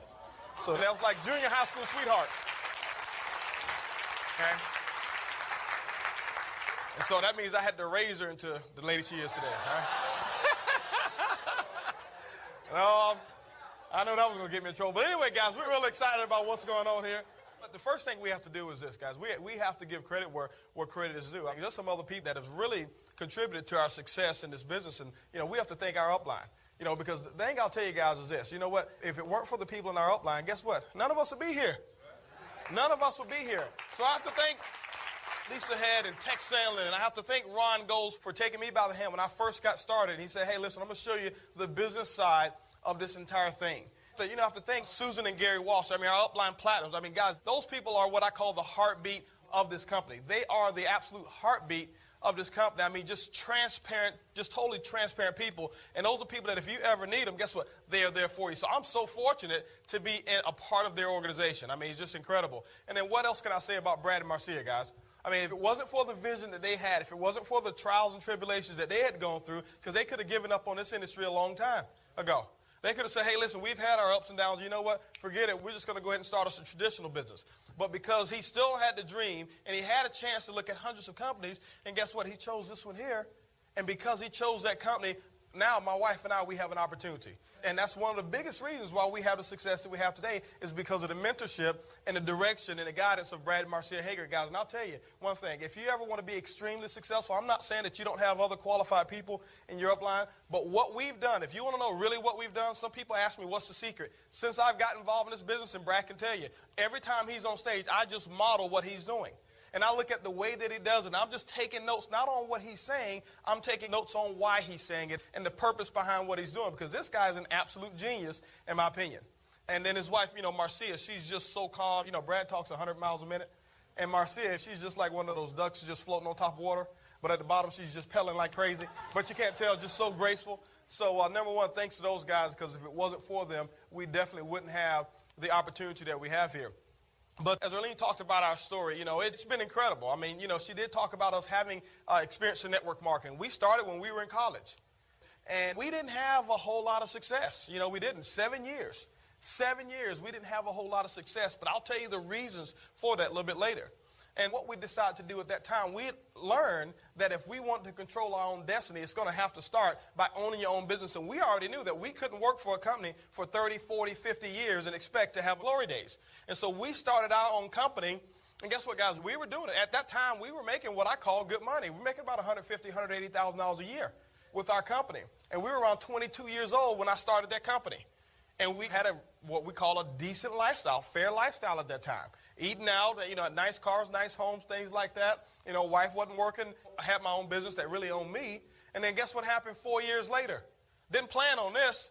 4 years later, everybody else found out the same products that we were selling, they start selling them the same exact way, which made our income go down because we had to sell 4 times as much furniture to make the same income because competition set in, prices got reduced. But guess what? That left us with a lifestyle that was about up here. But our income was down here. And guys, I don't know if any of y'all ever lived like that, but that's called being broke. That's exactly what it was. And that's where we were 3.5 years ago before we found the industry of internet network marketing again.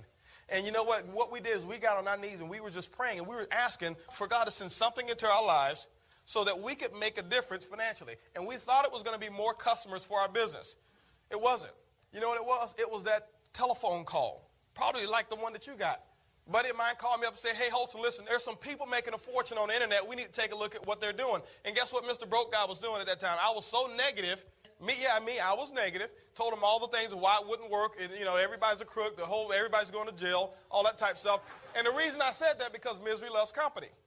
And I didn't want to see him go out and do something successful when I'm over here just settling for mediocrity at that time.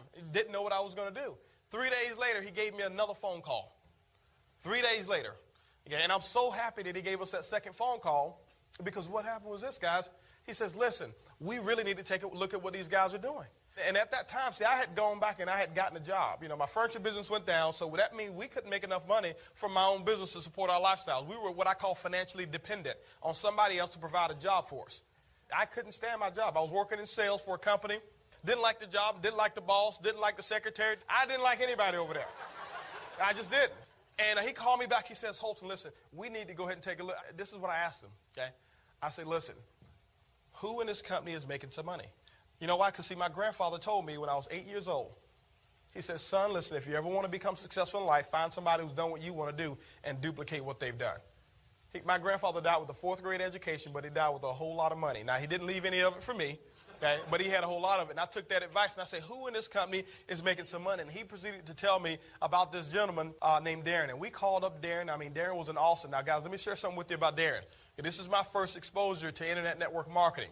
He puts me on the phone with this guy, Darren. Now, Darren is from South Carolina. Excuse me, Brad, but he had a horrible accent. He talked faster than Brad, but the only difference was this. This guy had a speech impediment. And when you mix all of that stuff together, you have no idea what they're saying. But the only thing that I got from what Darren was saying was this. He was going a mile a minute. Next thing you know, I heard this calm and easy. I heard, I'm 32 years old, and I've been retired for 8 years. And that I heard very clear. And I reached over to my buddy. I said, you know what? Okay. I said, well, let me ask you a question. I said, how'd you do that? You know, because my parents told me, you know, you retired at 65. And this guy said, I've been, working with the company for X amount of years, and I've been making around a $40,000 income on a monthly basis for the last 8 years. And I told my buddy, I said, you know, this guy has to be lying because companies don't pay people that amount of money who talk that bad. I said, but you know what? I want to find out what he's lying about. And I asked the guy, I said, listen, you know, I'm not interested in making that $40,000 that quickly. What I was interested in, guys, is this. We were just looking for something to get us back to even flow. We were behind on our bills at that time about $500 a month. And I asked the guy, I said, listen, will you still work with me if I only want to make $500 on a monthly basis? And can I get there in the next 2 months? Guys, I'm going to share with you how small my goals were 3.5 years ago. I want to make $500 per month. Now, guys, the internet is creating trillions of dollars. I wanted $500 of it on a monthly basis. So don't look at me now and think, oh, man, these guys have always had big dreams. Yeah, we've been big dreamers and had big goals. But in this industry, guess what, guys? I had 7 years of never making any money before. Okay, 7 years of not making money. And so why would I expect to all of a sudden just become a multimillionaire overnight? I wanted $500 a month. And that would have been a huge month for me compared to my last 7 years. And he says, you know what? Not only will I help you, he said, here, I'm going to give you this to do. And he said, if you go ahead and do this, and this, 9 times out of 10, you'll be able to get that type of income. And guys, this is what we did because we didn't have a choice. I had to make $500 a month. Okay, or they were going to come and start repossessing all that stuff that we had borrowed on credit, if you know what I mean. And what we did is we got in, and I didn't do just part of what he said. We did twice the work that he told us. Okay, and guess what happened, guys? We weren't making, we didn't do $500 our second month in business. Actually, 7 weeks later from the day that I talked to that guy and he gave me those instructions, which was less than 2 months away to make 500. 7 weeks later, guys, I was able to walk away from my job that I hated, and I retired at 27 years old because this guy told me exactly what to do, and we did double what we were supposed to do and then triple what we were supposed to do, and the rewards were absolutely huge. And I never forget when I called in to work, and this is what happened. Work for a company. Anybody here ever been in sales where you have those Monday morning sales meetings? How many of y'all hate those Monday mornings, especially early in the morning? Well, we had our meetings, they were at 8 o'clock. And I had a manager, and I can't say his name, but his initials are PAT. But anyway, and I never forget, it was 8 o'clock coming on that Monday morning. And like I said, our income at that time had got up to a point more per week than we were making in a month and a half after 7.5 weeks based on what we were doing in networking. And so we woke up 8 o'clock that morning. I should have been at the office at 8 o'clock. At 8:30, guess what I started to do? I went downstairs and we started eating breakfast at 8:30. We finished breakfast maybe around 8:50, somewhere around 9 o'clock. I make a decision to go ahead and call Pat. So I pick up the phone and we call Pat. And I'll tell you guys, if you work for Pat, you don't be late at one of Pat's sales meetings. And so we pick up the phone, I call Pat. So yeah, this is Pat. I say, hey, Pat, how you doing? This Holton. He say, don't you know you should have been here, blah, blah, blah, blah, blah. You should have been here at this meeting. And I'm like, ho, watch who you talking to, buddy. Let's just watch it right now.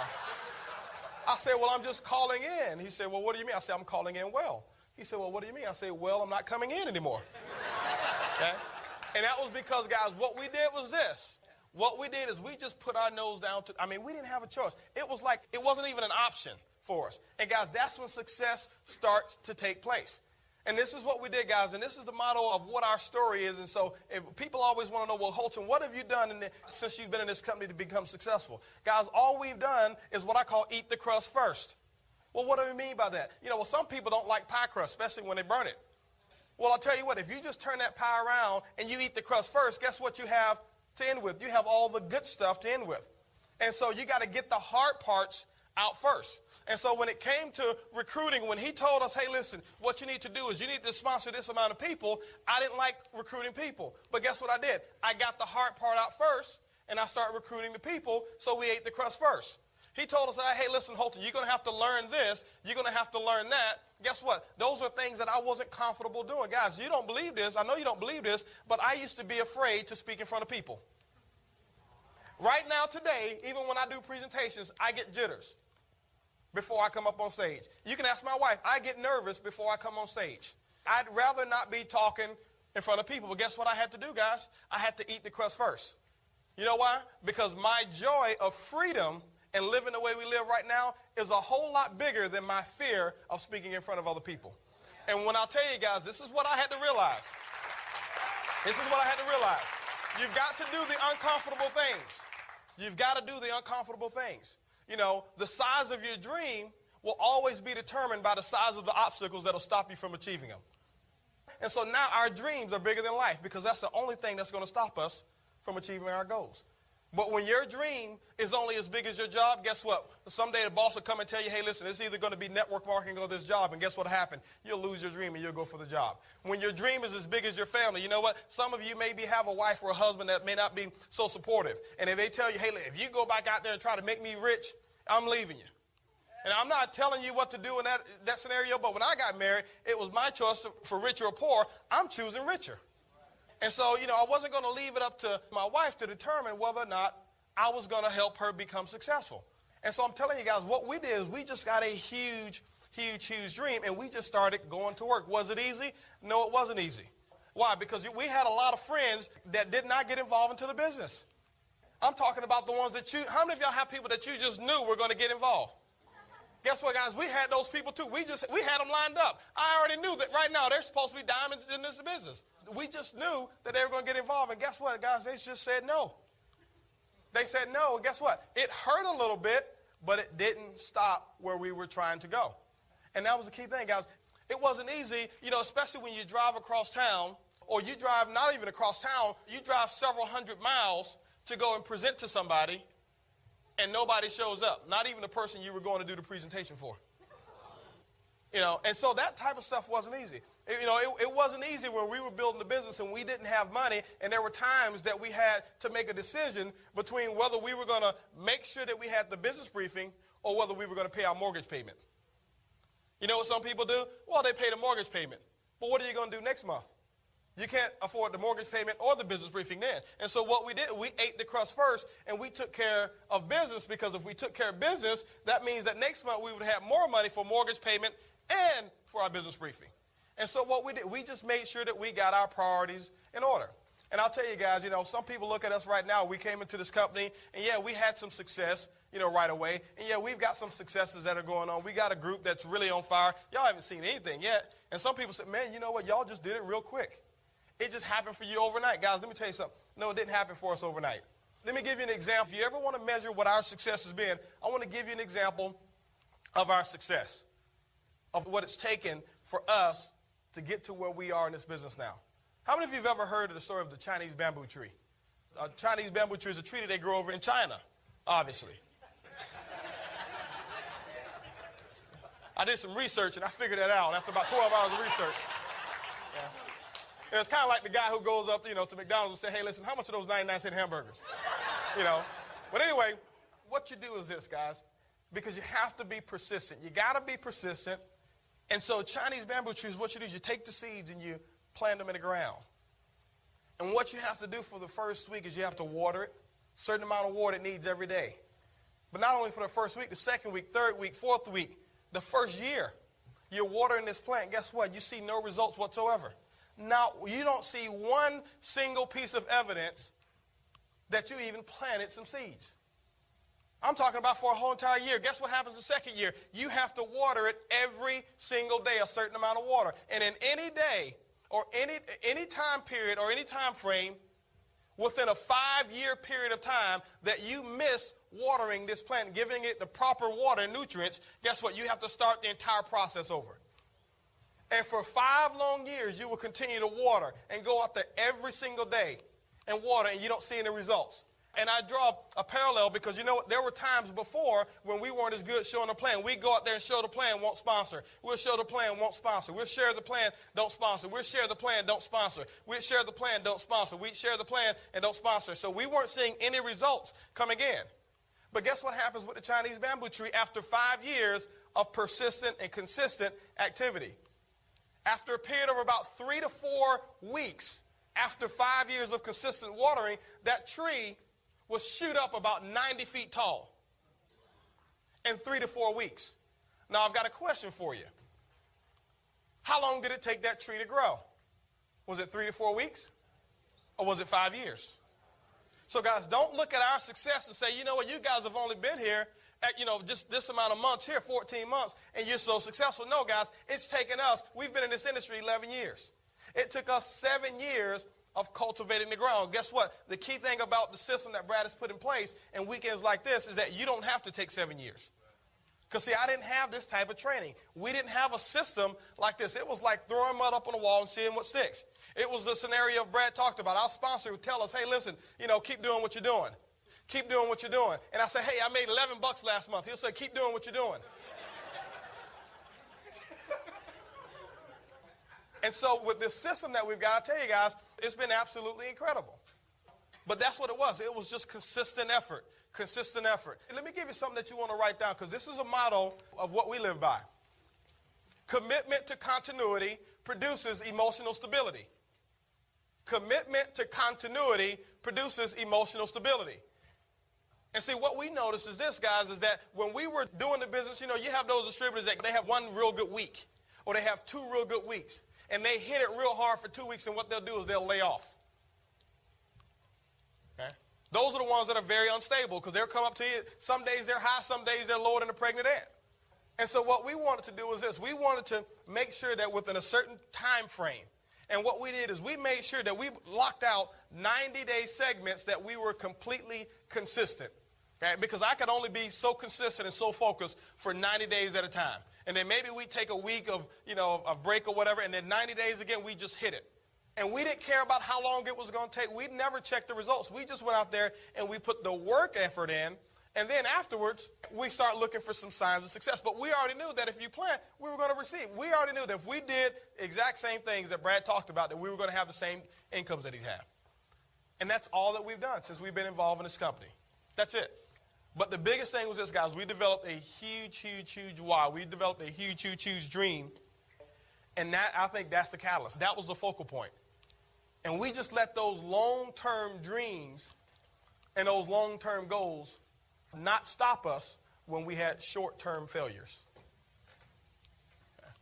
Long-range dreams and goals keep you in the game when you have short-term failures. But when your goal is just, what are you going to do next week, and you don't accomplish it, that's what wipes you out. And all we've been doing now, guys, is we just been sharing a story. People say, man, you guys are great at presenting. Guys, it's not about presenting. You know what we do? We just get up and we share our story with passion. You know why? Because I can look each person in the eye that I bring into this business without a blink, without a doubt, they can be successful in this business.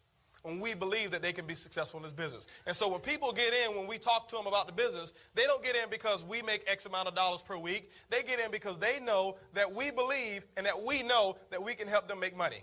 And if you're having a problem bringing those people into the business, check your belief. Check your belief level. It's not the program. It's not the people. It's not the system. It's your belief level. And guys, what are some of the results? Well, what does it accomplish for us? Because, you know, sometimes you come here, you get all of the training, and you get the why, and you get the, Brad did an incredible job on getting you right yesterday. And then we talk about, you know, the systems, the ad programs that he's put in place. But sometimes you don't see enough of the results.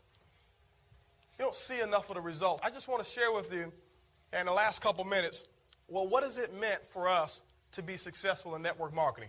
What awaits each and every one of you if you just go out there and be consistent and persistent 90 days at a time in 90-day intervals and make a decision that you're going to work this business and quitting is not an option? First of all, if that's an option, it's not going to happen. Well, let me tell you what some of the results are. When I had that job, I told you I was able to flush that job. And now we've been financially independent since I was 27 years old. That was 3 years ago. Okay, guys, it's great to be able to earn your own money. You know why? Because I know if anything ever happens, I already know that I'm confident in our ability to go out there and create the income because I never got job dependent. So we were financially independent. That means now, guys, we sleep when we get tired of staying up. We wake up when we get tired of sleeping. Guys, that's fun. Okay, we don't even have a clock in our room, in our bedroom. You come to our room, we don't have a clock in our bedroom. You know why? We don't have anywhere to be if we don't want to be there. And all we wanted, guys, we really just wanted the taste of freedom. We have a 5-year-old son that she talked about. Incredible. I mean, he's a little genius. We pay more for him to go to private school than we paid for me and for her to go to college. And he's only 5 years old in kindergarten. You know why? Because we didn't say let's find the cheapest school that we can put him into that's convenient. We say let's find one of the top 5 schools in the city and let's go and interview these teachers and make sure that they're going to be able to handle a genius child. And let's not worry about what the cost is going to be. But you know what? That's called having choices, guys. That's called freedom. Well, guys, and I'm not embarrassed to say, we were able to go from having a car that we had to turn back into the dealership a while back when finance was real bad, when our furniture business, to going out to the Lexus dealership and using the one payment plan. And we went out to West Side Lexus, you know, and I never forget, I went over there and we talked to the guy and I say, that's the one I want, big LS 400 sedan. And he says, well, yeah, man. He said, how's your credit? I said, well, that's another story. I said, but I'll tell you what I'd like to do is this. We like that car. He said, we can put it into 60 payments for you. I said, great. I said, can I pay all 60 payments at one time? And guys, we purchased our car cash money. No payments at all. That's what this industry has been able to do for us. This past December, guys, you heard about the cruise that we went on. And guys, guess what? We've got 3 to 4 countries every single year that we'll go into different than the United States. We never thought about going to different countries. To us, Galveston was a great vacation. And so now those are the type of plans that this industry of network marketing is giving us. It's those type of freedoms. For Christmas, I was able to spoil my wife with a beautiful 4.5-carat diamond ring, guys. If she has it, if you ever want to see it, she'll show it to you. Actually, you don't even have to come up there too close. You can see it from across the street over there. But guess what, guys? With that ring, but let me just share with you what the fruits have done. I'm showing you what the 90-foot tree has done in a short period of time, but the 7 years of planning it took to get it. 4.5-carat diamond ring that we were able to purchase, it cost more than my first brand new car, and we paid cash for the ring. Don't have any payments on it. We didn't finance it. Okay? Guess what? She just turned 30 years old last month, and this is what we did. We threw her an incredible surprise birthday party. Some of you had the pleasure of being there. And we didn't just do it second rate. We didn't just say, okay, well, I'll tell you what, we're going to have a birthday party. We're going to just surprise her and say happy birthday. No, when you pulled up to our house Guess what? We didn't want, we knew it was going to be a lot of people, and we didn't want you to have to park all the way around the corner. So we had valet parkers at our house to pick you up at the front of my house and drive your car around the corner. And they ran back in the cold rain and stood out there. We had a live band, a 4-person band to be inside the house for music. We didn't want disco, we didn't want just a radio or just somebody spinning CDs. We wanted live music. I called up her mom and I said, hey, listen, I'm throwing your daughter a birthday party. Why don't you get on a plane tomorrow, and I need you to be here, and we're going to surprise you with that. We're just looking for all type of extras. We called up one of the companies that provided the nicest food there, and we had them professionally cater the whole house of sweet parts. And I'll wrap it up with this, guys. What this whole weekend is all about. When God was putting together human creation, and he had gotten everything done, he had figured out where he was going to put our mind, he figured out where he was going to put our right arm and our left arm and all that stuff. And it was 2 things left that he was looking to place. And that was success and happiness. And he had 3 little helpers, and one helper, was thinking, they say, well, you know what, I tell you what, we need to make sure that we take happiness and success, and we need to put it somewhere far, far away, because we want man to be able to, challenge himself and go and get it, because if you give it right to him, it's just going to be so easy. And so the first little guy said, hey, I'll tell you what, why don't we do this? You see that mountain up there? Let's put it high, high, high up on the mountain, because you know what, nobody's ever climbed that mountain so far, and I doubt if he'll ever get it. And we'll make him stronger just because he tried to go and get it. And then God thought and said, well, you know what, somebody will eventually climb that mountain.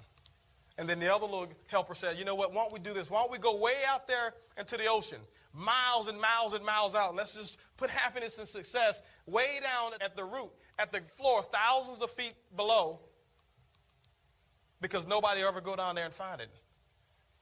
And then one of the elves said, well, you know what, somebody eventually will go out there and find it.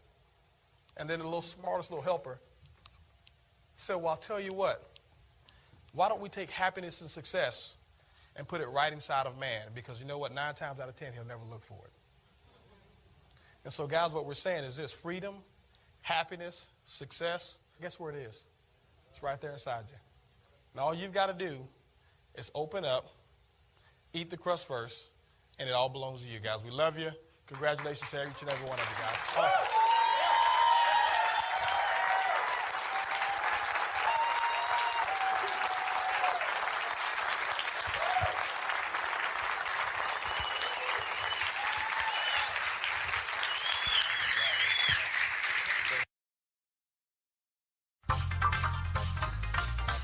The first step, be in a hurry.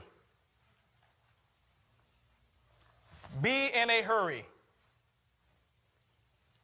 Well, what do you mean be in a hurry? Be in a hurry.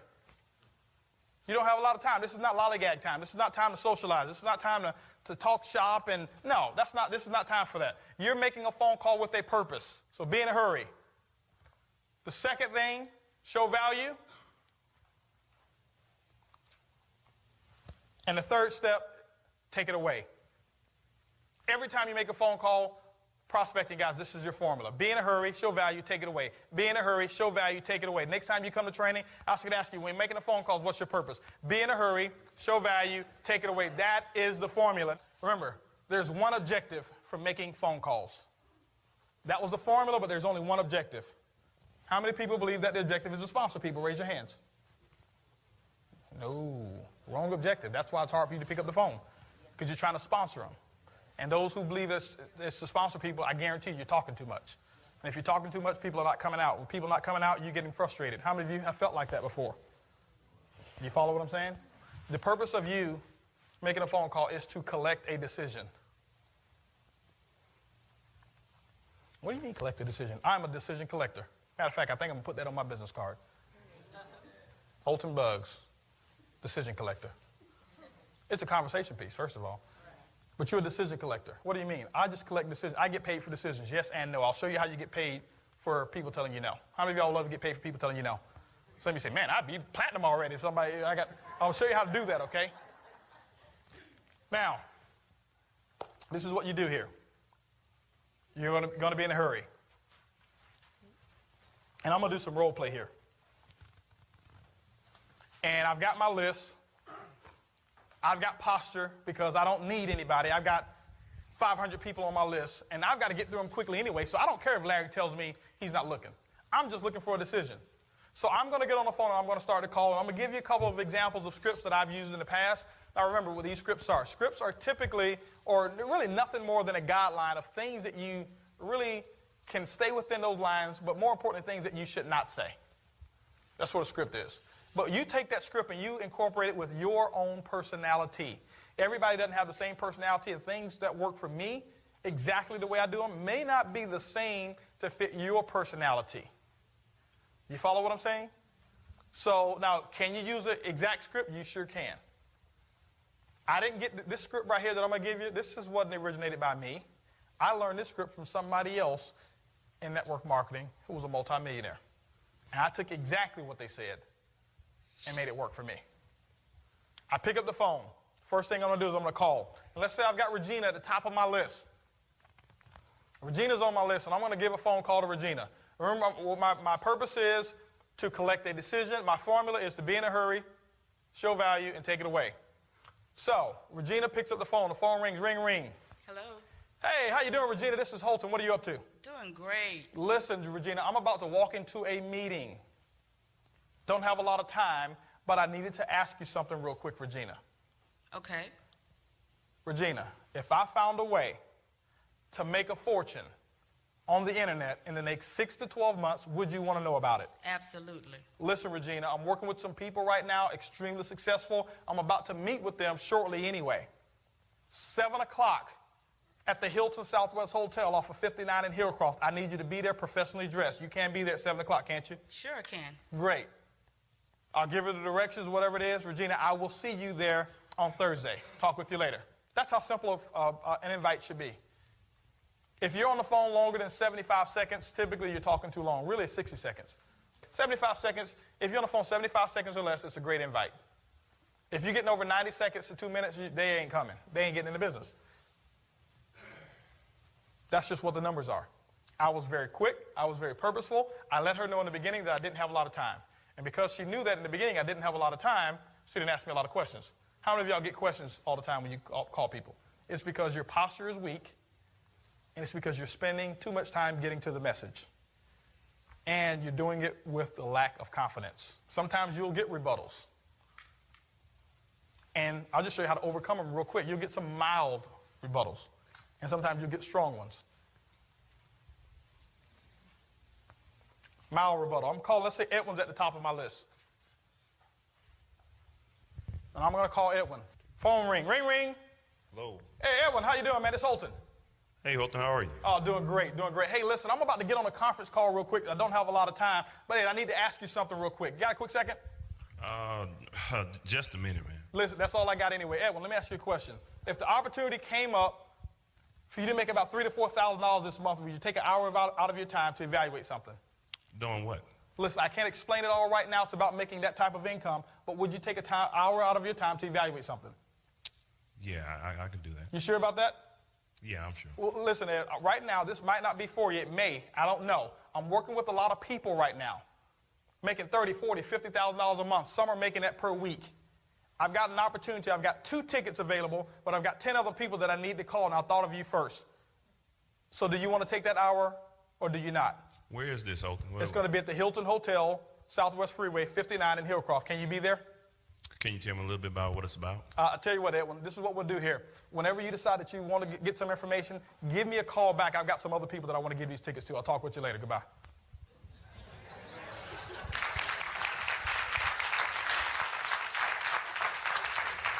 I've already told him I don't have a lot of time. Guess what he's going to do? He's going to chase me. I'm not about to chase him. Well, we got travel, and you could save money on travel, and we've got this wonderful medical plan, and you could save money on that, and we've got this shopping website, and it's got all kind of stuff on there, and now you're going into a 5-minute dissertation when you just told him you're about to get on a conference call. He said, man, this conference call must not be important. He don't have nothing going on. He just sat here and told me everything that went on with his business. No, I don't want to come. So thanks, Ed. Yeah, thanks. So I'll try to be there. Let me share something with you guys. A try, a maybe, I'll think about it, it looks like I can, I should be, anything other than a definite yes is a polite way of telling you that they are not coming. Don't be afraid to have a person tell you no. You want no or yes. You don't want maybes. People get off the phone, somebody tell them, I think I'll be there, and they get so excited, and they come to the business briefing. You know, I got 7 people who are supposed to come. And guess what? They were supposed to come because they told you they might be able to be there. And you took that as a yes because you were afraid to stand up for your multi-million-dollar business and have them make a decision for whether or not they were looking for the information that you asked them about. Get a decision right away. Get a decision. So you saw what I did is I was in a hurry with Regina and Ed. Listen, I don't have a lot of time. I'm about to get on a conference call. Some of you say, well, you know what? I may not going to be get on the conference call, and I don't want to lie to my friends. Well, as soon as you hang up, call a conference call line. Just call it. That way you're not lying to them, right? I'm about to walk into a meeting. Well, you know, I don't want to tell my friends I'm not walking to a meeting, and they know I'm at home. Okay, call your wife and say, hey, we need to have a meeting real quick. Call your husband, hey, listen, we need to have a meeting real quick. And you have a meeting, hey, this business is awesome. Meeting's over. I'm telling you guys, what you have to do, you have to create your own realities, create your own environment for success. So the first thing, I was in a hurry. Second thing is, I show value. If I found a way to make a fortune on the internet in the next 6 to 12 months, would you want to know about it? I don't say, would you be interested? Would you be interested implies that they have to make a decision whether or not they're going to do it at this time. I'm not looking for a decision of whether or not they're going to do the business. I'm looking for a decision on whether or not they want to know about it. Would you want to know about it? Yes. Okay. Great. If you want to know about it, 7 o'clock here, hotel. If you're doing a PBR, hey, 7 o'clock, my house. Be here on time. Don't be afraid to ask people to be here on time. Some of you are afraid to tell people to be there on time because you think they may not come. You don't want them. If they don't respect you enough to be on time, you don't want them. Tell them, be on time. So I showed value. With Edwin, I had to take it away. Edwin, this may be for you. It may not be for you. So he was an example of a mild take it away. He was an example of me taking it all away. Because I'm not going to get off the phone letting him think that he won. I'd rather get off the phone having my self-image built, me feeling strong and proud about my business, than letting him get off the phone thinking, yeah, he tried to call me and sucker me into a deal. And then you know what? I'm internalizing that, thinking that what he's thinking about me, and that's why some of you won't make more phone calls, because you're worried about what other people think about you. Let me share something with you. Other people that you've called that turned the business down, they're not thinking anything about you. They're going on with their life. How many of you recently had somebody knock on your door to try to sell you something? Some of you have. Now, did you buy it, Larry? No. Let me ask you a question. When you turned it down, did you go in the house and start talking about that person? And no, you just went on with your daily life. Now, what if that person thought that, man, he in there telling, raving about me and all this stuff, and then that person would have a real bad day and they wouldn't be a successful person in that business. They went on about it was next. You're collecting a decision. See, I collected a decision from Edwin. I made the decision for him. No, he's not looking. I'm telling you guys, I don't get off the phone without a decision at all. I don't get off the phone without a decision. Now, there's some other approaches. There's some what we call backdoor approaches that you can use. For people that are 4 checkers, let's say you're a 2 checker, and you know it. Be honest with yourself. If you know that you're a 2 checker, the worst thing you can do is to not be real with yourself right now, presently. If you're a 2 checker, you know it, work on becoming a 3 checker and then a 4 checker. But let's say you're a 2 checker, you got people on your list who are 4 checkers. And they don't respect your ability enough to listen to the business that you're doing. And you'll have some people like that. Those of you who have people like that, you can become more successful than the 4 checkers that are in here. And all you do is just use the backdoor approach. Now, with the backdoor approach, the conversation or the phone call may be just a little bit longer. just a little bit, but you're still doing the same exact thing. You get on the phone. For example, I'm calling Edwin again. Hey, Edwin, how you doing? This is Holton. Now, let's just say I used to work for Ed. And Ed was this big guy, multi-millionaire, and, I used to work for him. So, typically people who work for somebody else, that other person normally is has the authority, if you know what I mean. And people don't typically owners of companies don't like to do the same business that their employees do. If you notice, they don't hang out the same places y'all hang out either. They have a different country club membership. Well, they have country club memberships. First of all, okay? Now, so I want to, Edwin to see the business. And so I have a lot of respect for him. And I know he has respect for me in terms of knowing that I'm an honest person, knowing that I'm I'm a go-getter a little bit, and knowing that I'm somebody who wants to achieve some things out of life.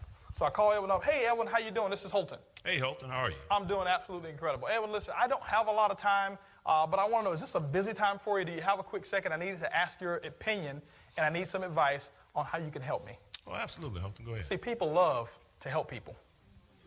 Especially people in those positions, they love to help people. So what I'm going to do is this. He says, yeah, sure, go ahead.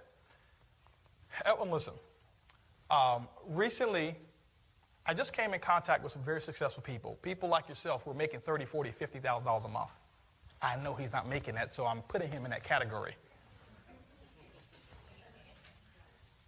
And the information looked good. But you know what? I'm a little confused here, and I would like to have your opinion and your evaluation on whether this is the right opportunity for me. I can't explain the details, but I want to know if you may be willing to take your time out for an hour of your time to evaluate it. And what I'll do is, you know what, I'll pay for lunch for us or something like that, or pay for dinner for us, and we go have dinner afterwards. But that would be doing me a big favor. Could you carve out an hour of your time to help me out in that way, Edwin? Oh, absolutely, Holton. Great. Well, listen, what I'll do is this. The directions, this is the directions. The location is going to be here. It starts at 7:20. They recommend it, to get there just a little bit early to meet one of these very successful people who are going to be presenting. And I'll see you there at 7 o'clock. Okay. Sounds good. I'll be there. Thanks a lot. I really appreciate that help. I got another decision. I got a decision whether or not he wants to help me. Now, all I do is get him at the business briefing. I'm going to treat him just like I treat anybody else, put him on the front row, and put my speaker on him. Get him. Get him, Tanja. Get him. And so now I got my speaker on him. He's going to get involved in the business. How many of y'all know somebody who came to save somebody and ended up getting in themselves? You follow what I'm saying?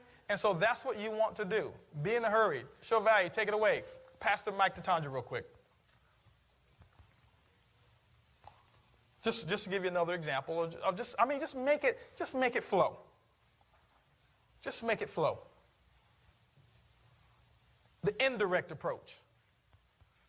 Hey, Tanja, how you doing? This is Holton. I'm doing absolutely incredible. Tanja, listen, I don't have a lot of time, but you know what? I need to ask you a question. You got about a minute? Yes, I do. Tanja, listen. Who do you know that will be looking to make about an extra $3,000 to $4,000 part-time this month without quitting what they're currently doing? I would like to. Okay, That you know what? I sounds didn't think it would be you, but listen. Listen, I just hit the jackpot. I'm right now, Tanja, working with some people very successful, making $30,000, $40,000, $50,000 a month. Some are making that per week. There's a conference call that I'm having at 7 o'clock. I've got 12 lines available. I got about 25 people that want to get on.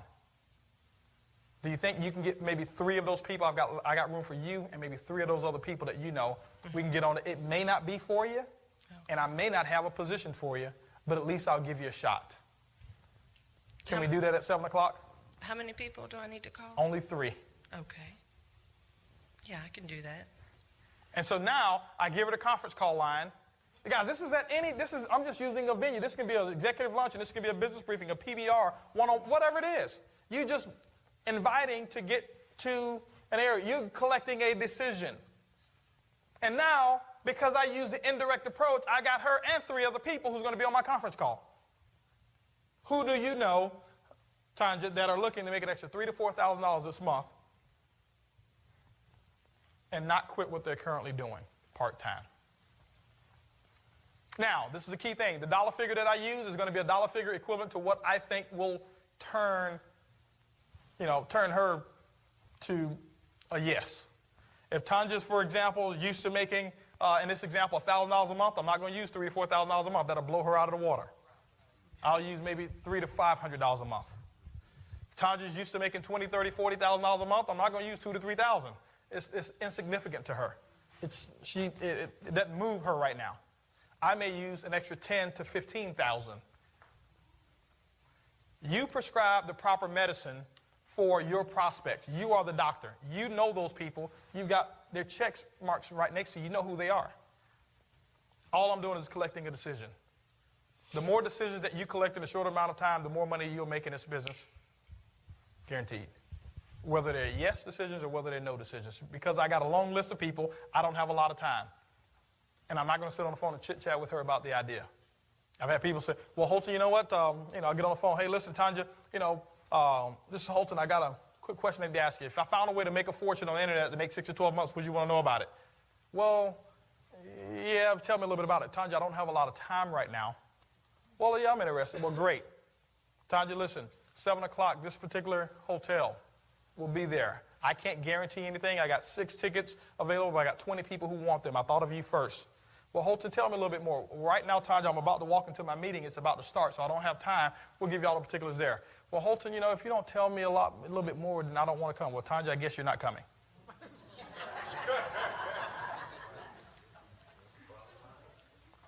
Thanks for the 50. What do you mean? Tanja, I collect $50 for every person who tells me yes or no, and you just made a decision. Thanks a lot for the $50. Well, how did you do that? Tanja, 7 o'clock at the Hilton Hotel, Thursday night. You follow what I'm saying? Now, you may say, well, how in the world do you collect $50? Let me give you an example. My first meeting that I had in this company here, I invited 10 people. I made a list of 20. I actually made a list of I had 71 people that I made on my list in my first, I think it was my first 2 days, 2.5 days. 71 people I put on my list. Most of them were 4 checkers, some of them weren't. And my list continued to grow. It continued to grow. And what I did was this. I was having a conference call. And I only wanted my 4 checkers, strong 4 checkers on this particular conference call. So I didn't call everybody. So I made a list of my top 20. These would be the people, what I call your $1 million 20. If you were starting a multi-million-dollar business, who would be the people that you want on your board of advisors? It was these people that I put on that list, my $1 million 20. Out of those 20 people, I was able to get a hold of about 12 to 13. 10 of them said that they would get on a conference call. Okay? 8 of them got on the conference call. 7 of them got started. That first, for an hour, and my income as a direct result of those people getting started, buying the products, buying the packages to get in, I made $1,250. 7 got started, but 10 made a decision. What's $1,250 divided by 10? $125. I made $125 for each person telling me yes or no.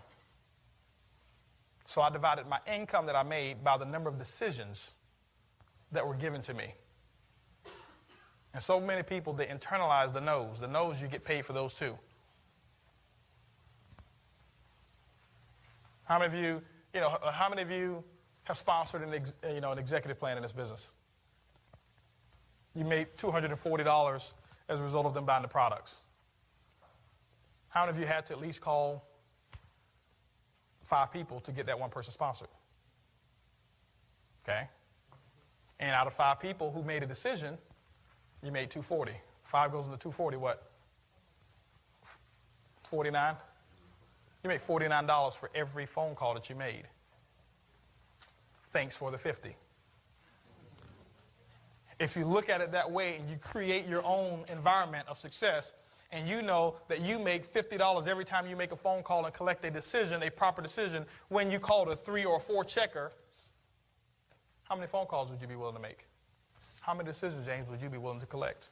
Or would you sit there and let those people stay on your list and let that money sit into a bank account that you don't even have the PIN code to? See, the phone call is nothing but the ATM card. The phone is the ATM debit card. That's what the telephone is. The money is sitting out there. It's right now in a bank account for you right now, waiting for you to do whatever it is that you want to do with it. But you have to have the ATM card. But the ATM card doesn't guarantee you money. Tens of thousands of dollars on this account here, and that's my business checking account. Go use the ATM machine. Get it out. See, the phone is the ATM card. Picking up the telephone and making a phone call is the 4-digit code that you need to get the money out. Because every one of you have a telephone. But everybody doesn't pick it up. You follow what I'm saying? Now, I'm not going to give you the code. You got to pick it up yourself. Wow. You mean to tell me that there's money just sitting out there in the bank account waiting for me, and all I've got to do to get it is just collect a decision? Absolutely. If you want to make a little bit of money, collect a few decisions. But if you want to turn your network marketing business into a cash cow, then collect a lot of decisions. What we want to cover right now, we've gone through the dream. We've talked about reasons why. We've talked about the importance of list building, contacting and inviting, the importance of a sense of urgency. We've talked about how to build through the cold market. What we're going to talk about now is three-way calling and the importance of edification. This one here, guys, is so important. I want you to understand the importance of this tool. Remember what we talked about. Tools are just nothing more than systems or mechanisms that make doing your job a whole lot easier and simpler. Three-way calling, in my opinion, is one of the most important tools in network marketing. I think it's the most underutilized tool in network marketing as well. Why is that? It's because we have a system of education and most people have not gotten that education and they don't understand the importance of it. So what I want to do here is I want you to pay close attention to this one here. Because if you want to really skyrocket your business, if you want to start building a massive organization, guys, learn how to do three-way calls and learn how to teach your people how to do three-way calls. Teach your people how to do three-way calls, and I'll tell you, you will make an absolute fortune. There's several different methods of exposure that we have in the business. Several different methods of exposure. And I think the baseball diamond really simplifies the steps that you process a new prospect. We have several different modes of exposure. We have executive luncheons, you have business briefings, you have one-on-ones, you have two-on-ones, you have conference calls, you have a sizzle line, you have PBRs, you have several different modes of exposing the business. You can do 3-foot rule, you can do tape handout. And so with those several different modes, each of those modes are very important, but that's just the method of exposure. That's only the method of exposure. So we talk about the zones as well. The white zone is what? Massive exposure. That's when you should understand what your plan is for this month. How many people you're going to send to a business briefing? How many people you're going to have go through an executive luncheon? How many people you're going to do a one-on-one with? Know what your numbers are before you even start the month. I was listening to Jim Rohn and he said this. He said, when should you start your week? As soon as it's finished. To go out and try to start building a week before you've designed it is kind of crazy. What if they start building this hotel before they had it finished up here? Wouldn't work. You follow what I'm saying? So have a purpose. Be on purpose. There's no success by accident. And so understanding this three-way calling is going to be very important to your success in the business. Now, I'm not going to go through the entire warm market training. You've had that before, but I want you to understand something here. You've got your prospects up here, and what your goal is to swing. Your goal is to swing. That's just the sifting and sorting that we're talking about. You sifted and sorted. You got them to first base, and that was to get them to one of these events. Here is the sifting and sorting process. This is what we talked about when you first start building a list and your invite, your approach, contacting and inviting. You've gotten them to one particular event, whether it's a business briefing, whatever it is, any method of exposure. That's first base. That's important. But the key thing is this here. You're trying to get a score. Your goal is to score. Once you've got them here, once you've gone ahead and swung, your goal is to get them to first base and to get them to second base. Sometimes they go all the way from second base and they'll come in and score. Sometimes you have to get them to third base. Well, how do you get them to other bases? It's what we call BAM FAM. BAM FAM. BAMFAM. Book a meeting from a meeting. You book a meeting from a meeting. Well, guess what? A three-way call is a meeting, in my opinion, is one of the most important meetings that you can have in network marketing. Because now this is when you're going to start passing the buck. You're going to start passing on and allow somebody else who has the credibility to use their credibility to close your prospects. So the three-way call is very important. Let me give you a couple of elements and some etiquette on three-way calling and the importance of the edification on three-way calling. First of all, when you're doing a three-way, you want to make sure, if at all possible, you set up a time with your upline to do a three-way. If at all possible, set up a time. Now, sometimes you just may be at the spur of the moment. You have a prospect, a hot prospect. You haven't set up a time. You know that you need to bam-fam, and getting them on the phone with your upline leader. If you may need to get them on the phone with Derwin, get them on the phone with Regina or Ed or whoever it is that you may need to get them on the phone with right away, and you may not have an appointment. That's okay. Try to have an appointment. That way, we don't have to rush.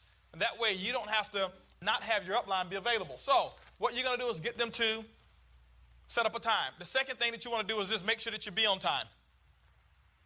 If you set up a time at 3 o'clock, 3:03 is not acceptable to call. 3:01 is not acceptable to call. Don't call at 3:05 and say, hey, listen, I've been trying to get him and I can't get him, so we're just going to have to cancel the call, because next time you try to set up an appointment, we may not be available because you've already set up a system and a habit to let us know that you're not going to honor the time that you set up. So if you can't get them, your upline needs to get a call at least 5 minutes beforehand. Say, hey, listen, I have not gotten him. I'm just calling to let you know that I haven't gotten my prospect. I'm going to try to get him, and I'll call you back right at 3 o'clock if I don't get him. Or I'll call you back a minute before 3 if I can't get him. But that way we at least know where our time is going to be spent. The key thing is this, guys. It's very simple and easy to put people in this business, and there's thousands of people. Some of you are going to have hundreds, and some of you are going to have thousands of people in your group, and you're going to be doing three ways left and right, and you just want to make sure that your time is well spent or well invested. So honor the time. Make sure that the person has seen a presentation. Don't go from sifting and sorting to second base or to a three-way. Don't book them to the first meeting on a three-way call. Why? Because what you're asking your upline to do is sell the business for you. That's not our job. I don't sell the business at all. Anybody I have to sell the business to, I'll have to sell them to come to a function. I have to sell them to buy product. I have to sell them on being on auto ship, and I'm not in the sales business. I am in the business of developing and mentoring people who want to make a 6- and 7-figure income. And I can't develop somebody who I need to sell to do the things that's required to build a business. Make sure that they've been exposed to the business. Why? Because I don't want to get on and have to talk about the products and services that we market. I don't need to get on the business and have to explain to them for the first time that we have a cold market program, an ad program. I don't want to get on for the first time and have to explain the different industries that we participate in through our company. That's not what I want to do. The purpose of a three-way call is for somebody else that you've edified to validate what they've just heard. Remember I talked about social proof? People need social proof. This gives them the social proof that somebody else is doing it, somebody else is having success, and that we have a testimony. Now, edification. You want to make sure that you've already edified your upline or whoever's doing the three-way call for you, and it always is your upline. Never cross-line, never somebody in your success team as well. It's always upline. Let me share with you what I call the edification triangle. The edification triangle. And then we'll get back to the process of edification. If you look here, this is a triangle. This is you. This is your prospect, and this is your expert or your upline. I want you to understand something. Well, why is it important for you to get validation? Because people who know you personally, they know you. That's the problem. That's the problem. You can't beat your own chest. You can't tell them how great you are, but guess what? Somebody else that you edified, they can.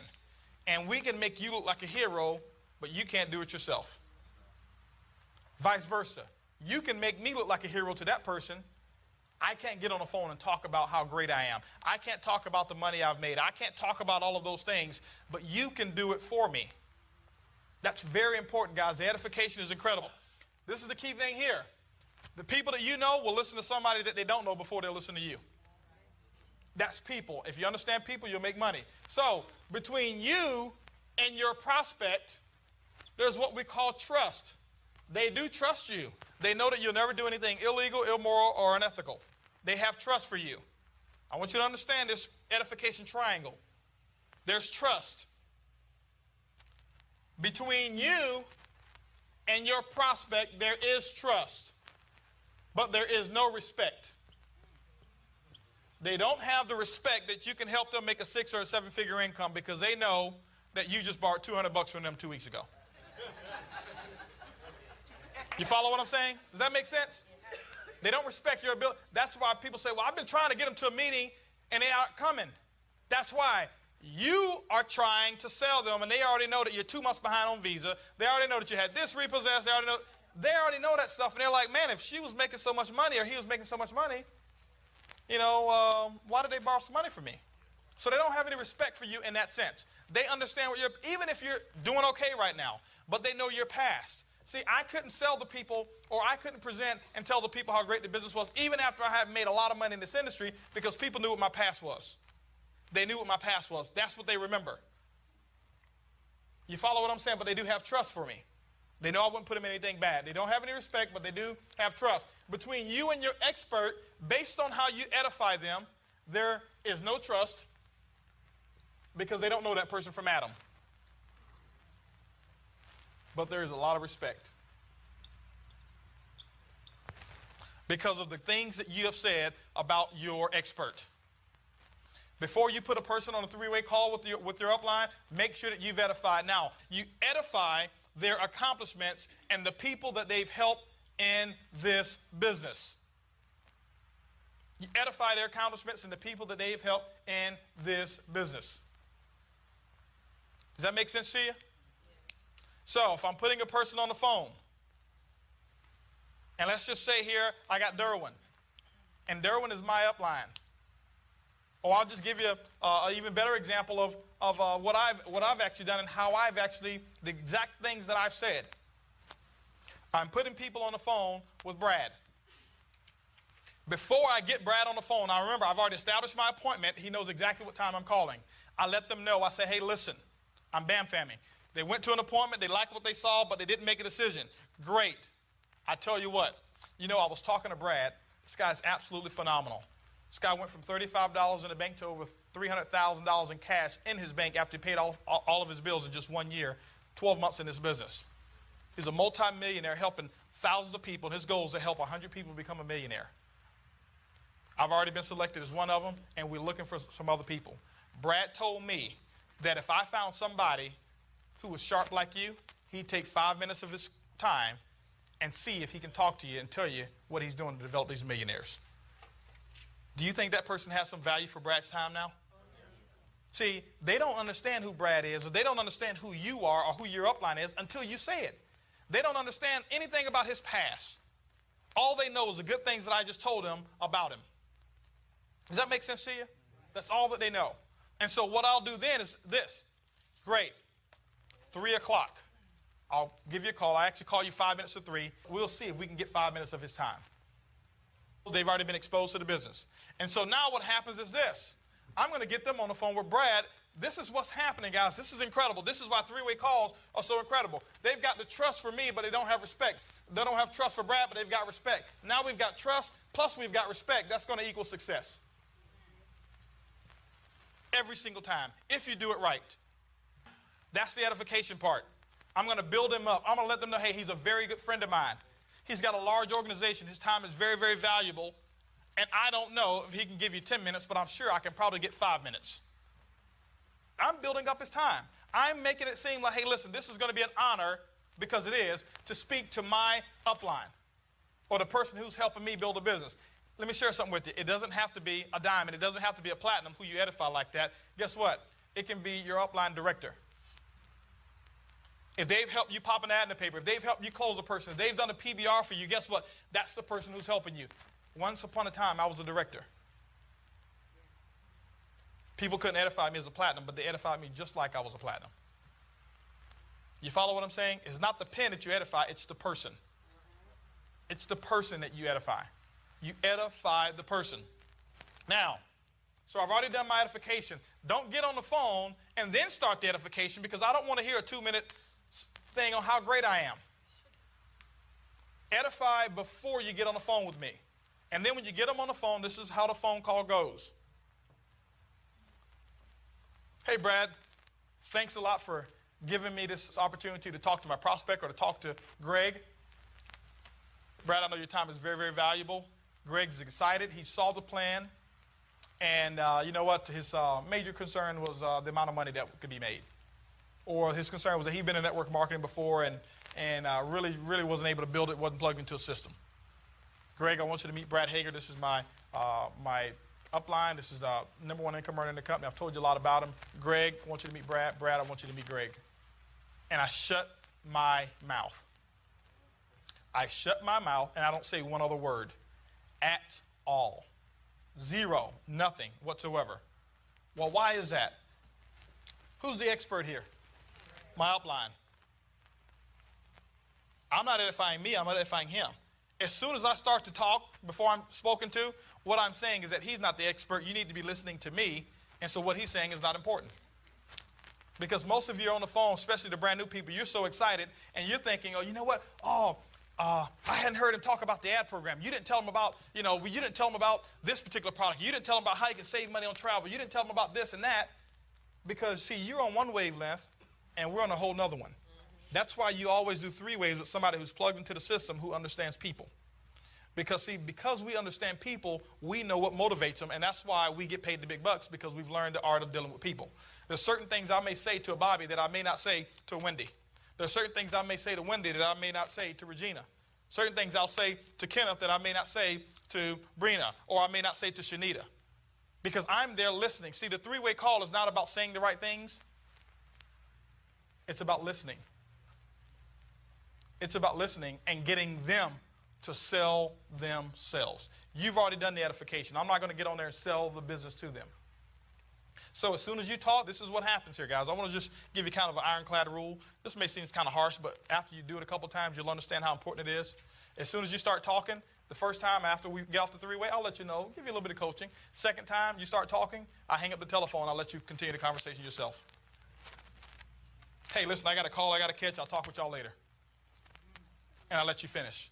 I've done it a couple times. Guess what? The people have never, ever, ever come back and start talking again. Guys, that's very, very important. Don't start buying it back. This person is the expert. That means that they understand the business. You've edified them. They have respect for them. They don't have respect for you. So anything that you say is not respected. This is very important, guys. This is the edification and communication triangle when it comes to doing a 3-way call. Your upline typically will ask for the check on that 3-way call.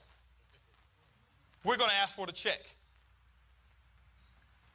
Should we not get the check? Guess what we're going to do? Bam, fam. Bam, fam. Book a meeting from a meeting. They don't make a decision when they're on the phone with me? Great. Well, I'll tell you what, Willie.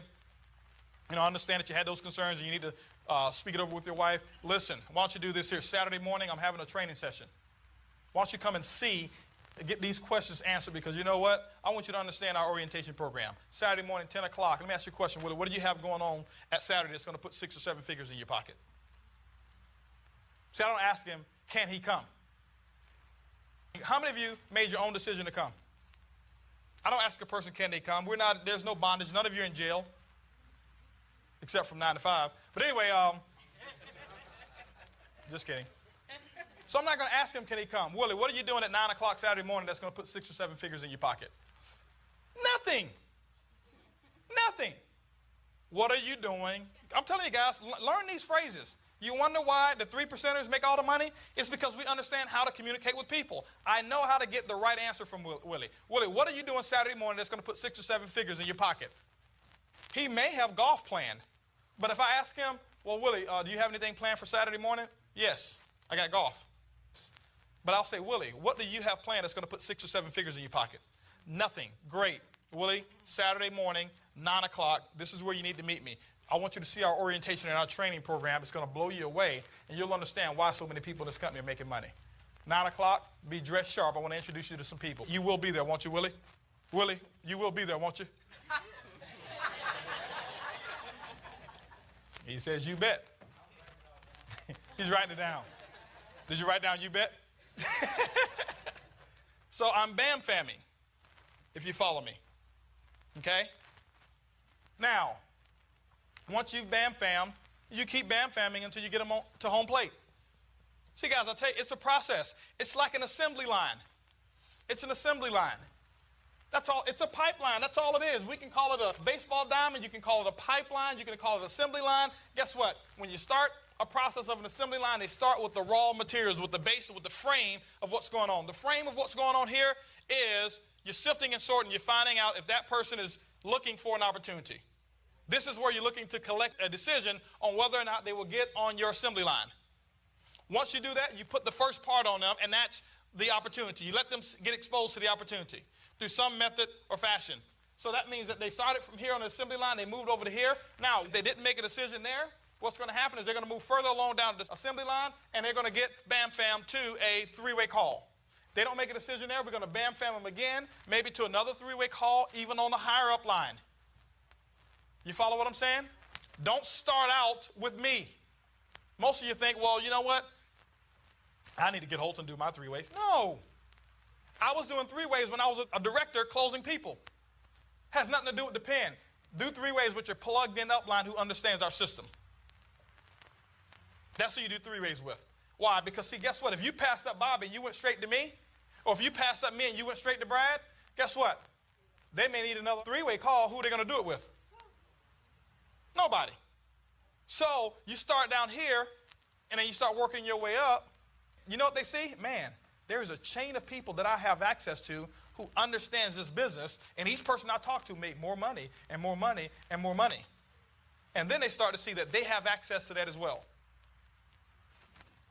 So if they don't get in there, guess what? We bam-fam them to a training. They don't get there, we bam-fam them to a meeting. Guess what? I didn't make a decision on the phone when I first talked to Brad. Guess what he did? He understood. He bam-fammed me to the very next meeting, which was that same day, and I was 1,000 miles away, and it was a $600 plane ticket, a couple $100 a night for a hotel, and I had 4 hours to make a decision. But what if he was some inexperienced rookie scared to ask me, what am I doing to make a 6-figure, 7-figure income in the next 4 hours? I wouldn't be in the business today. I guarantee you, if I would have waited till he came to Dallas, it would have never happened. The be-back bus never comes back. The be-back bus never comes back. Well, you know what? I'll be back. I'll just come to another meeting. The be-back bus never comes back. And so I wouldn't, and you wouldn't be here either. But I was so glad that he had the fortitude to say, hey, what are you doing today? Why don't you come meet me today?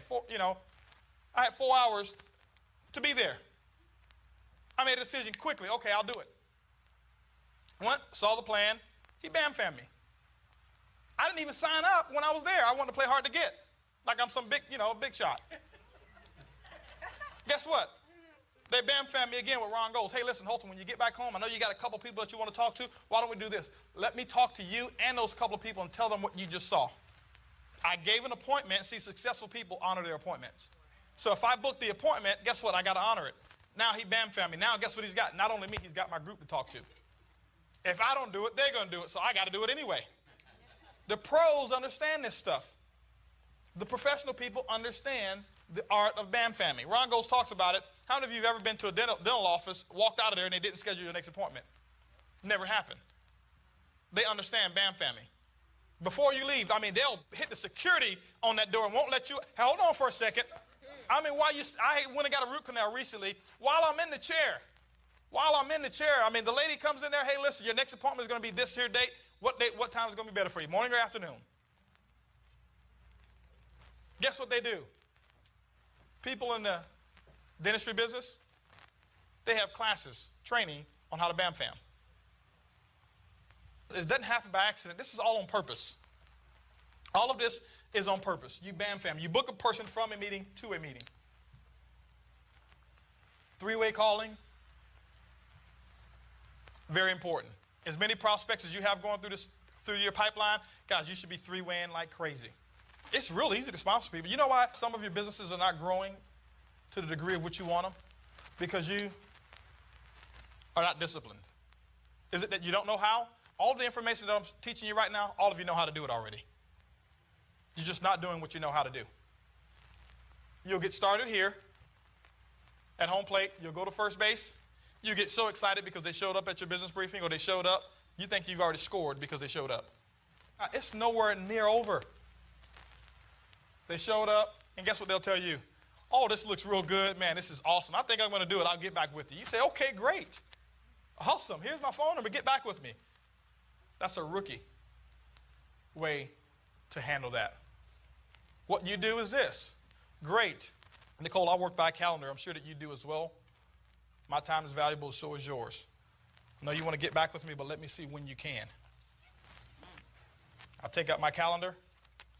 It's a Thursday business briefing. Great. I'll tell you what. I've got tomorrow and Saturday open. Which day is better for you? Friday. Friday, I've got 2 times available, morning or afternoon. If we do morning, we'll do 10 o'clock tomorrow. Tomorrow afternoon, we'll do 4 o'clock Friday. And I only have about 15 minutes to go over some things here. Which time can we do, 4 o'clock or 10?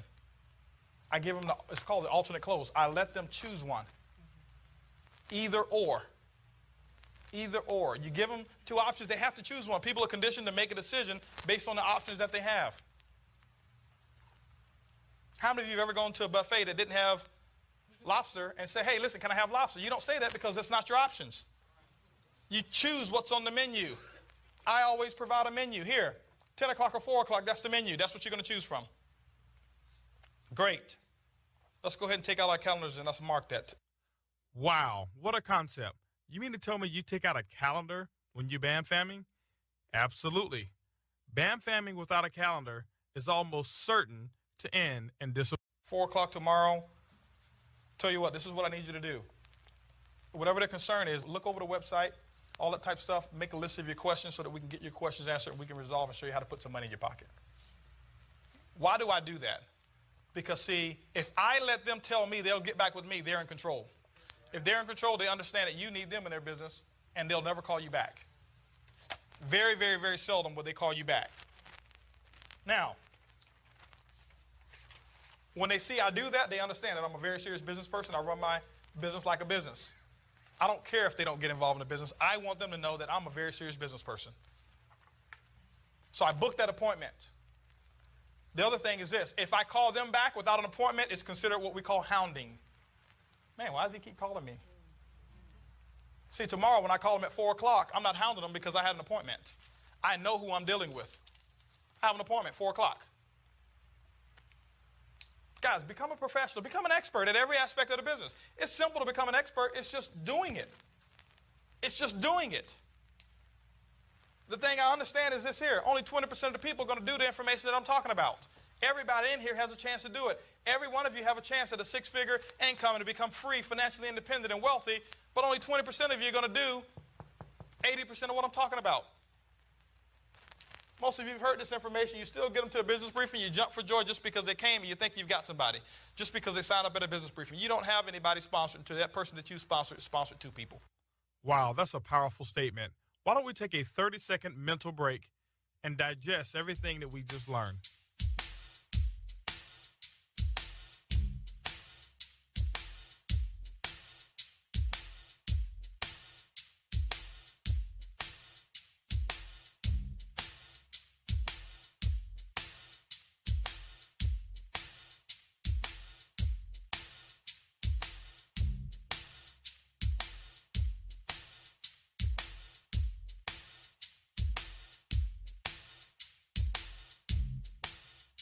If you don't go through this process, you can't do it for them and you can't teach them. And so all you teach them is bad habits of getting excited when a person comes to first base. And then now you got a whole bunch of excited people who, hey, we have 15 people at the business briefing today. And they're all excited, going nowhere fast. Because they don't know how to BAM-fam. They don't know how to book a meeting from a meeting. You don't know how to do 3-way calls. Guys, learn this. This is the art. 3-way calling is an art. Edification is the fuel that makes the 3-way works. Don't ever get on the phone and say, hey, Holton. Holton, this is John. John, this is Holton. Go ahead, Holton. No edification whatsoever. I can't tell that person anything. Trust me. Hey, Holton, listen, you know what? Hey, listen, this is a guy here. He's interested in the business, and I want you to talk to him. Holton, John Holton. You've taken all the power away. So you know what John thinks? John thinks I'm just like you.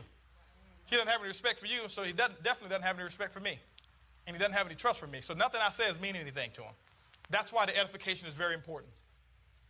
You understand? That's why the edification is very important. While you're edifying, how do you edify? You edify with stories. You edify with stories. You don't have to edify with facts and figures. Edify with stories. Stories are the most important aspect of edification. How do I build my business? I tell stories all the time. I've made more money from talking about Mama Graham than anybody else in my group. Now, is she the number one income earner in my group? No. But her story, in my opinion, is the most phenomenal in this entire company. 75 years young, bronze executive in the company, making more money in this company here than she ever made in corporate America for working 35 years. Is that a strong story or what? She had a fixed income.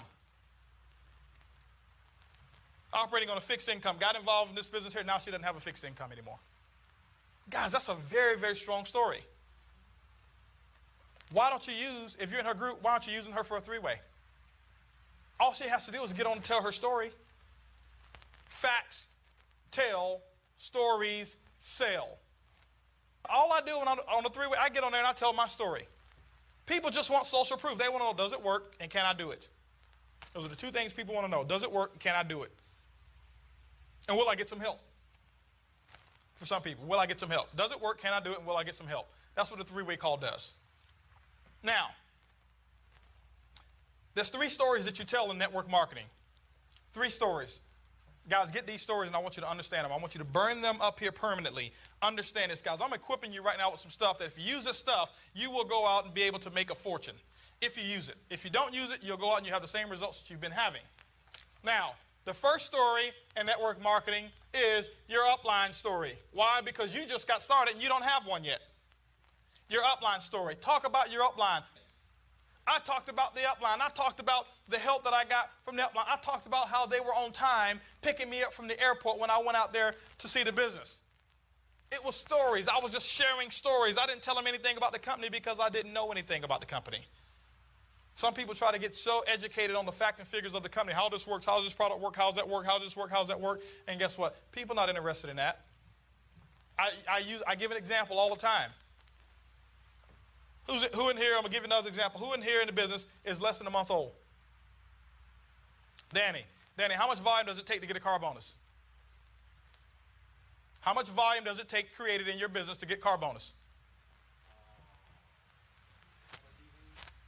100 BV, he says. So who else in here is new? This is not to embarrass anybody. How much volume does it take to get matching bonuses?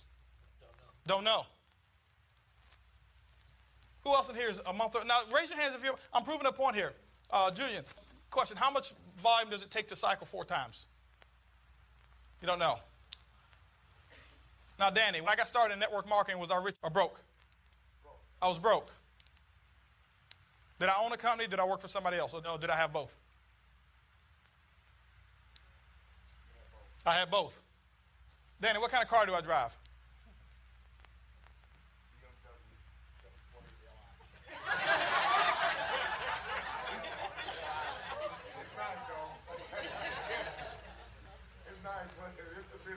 It's the big one. You follow what I'm saying? They don't understand the facts and figures, but he knows all of my story. He bought my story. He didn't buy the comp plan. He doesn't know it. If it took 100 BV to get a car bonus, everybody in here would be driving a car. You follow what I'm saying? So the facts and figures have nothing to do with whether a person gets in. It's the story. So the first story that you tell is your upline stories. You know why I bought that car? I didn't buy it for me. I bought it for you. It's a story that you need to be sharing. Bobby just went out and got that car. He didn't buy it. I know for a fact he didn't get that one for him. He knows that. He bought it for the group. It's a story to tell. It's a story, a success story to tell. Durham went out. Guess what he wanted? Durham wanted a Toyota Land Cruiser. I say, man, ain't nobody getting fired up about a Toyota Land Cruiser. You better go over there and get yourself one of those Lexuses. He got a Lexus. Why? For the group. It's a story to tell. I tell about their story more than anybody else. Bobby only had his car 2 or 3 days. Man, I probably told that story about 20, 30, 40, 50 times. To people who are even in the group and to prospects. You follow what I'm saying? It's the stories that we tell. Upline story is what you tell. Now, people are going to ask you questions like, well, hey, how much money have you made? I don't know. All I know is this. That's all you need to say. How much money have you made, Brina? I don't know. All I know is this. I'm working with a guy named Holton. This guy was broke when he first got started in internet network marketing, $250,000 in debt. Now he's completely out of debt. The company just purchased him a 745 BMW Li. It's an $84,000 car if you want to go out there and buy it brand new. This guy's helping so many people earn a high six-figure income. He's helping me. I got a question for you. Who's helping you? Do you understand what I'm saying? It's the stories. It's the stories that sell. It's the stories. So you tell your upline story. How much money have you made? I don't know. All I know is this. The person who I'm involved in business with had $35 in the bank. 12 months later, had over $300,000 in cash that paid off all of his bills, and he's helping 100 people become a millionaire. How many millions have you made yet? See, I always answer a question with a question. Those are the stories that I answer objections with stories. I edify with stories. Those are the stories that I tell. First story. Second story that you tell is your story. Your story, when you get one. Some of you don't even understand that you have a very strong story. How many of you have at least sponsored one person at the executive level? George, your story is so powerful you don't even understand it right now. He doesn't understand it because he tells it all the time. He does understand this. Let's say, I know George sponsored his first 2 executive plans. How long did it take you to do that? About 2 weeks? Now, this is the key thing I want you to understand. How much time did you put into sponsoring those 2 people? How much time did you put into sponsoring those 2 people? How much time was the presentation? 2 hours. A piece? So that's 4 hours. Let me share a story. Well, how much money have you made, George? I don't know. I don't know much about this business at all. All I know is I'm plugged into a system that's incredible, and with 4 hours of work, I made over $480. It's a little over $120 an hour. Now, how much you say you make an hour again? You don't have to be a platinum to have a story. Some of you who've run ads, how many of you have run an ad and had at least one person to call? 2 people, 3 people. Most of you had, some of you have 50 people to call.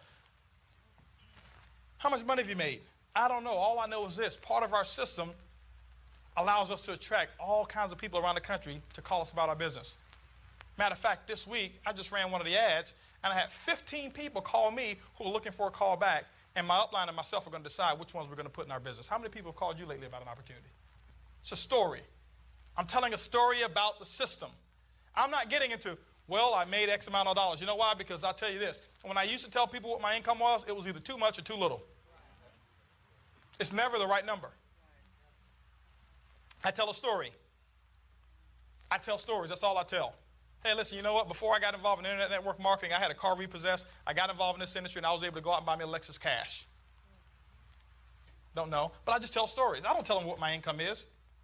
I just tell the story. That's your story. How's it working for you? I don't know. All I know is this. You know, my first time exposing this business to people, we put about 8 people in our organization. I have no idea how it works, but this thing is growing like crazy.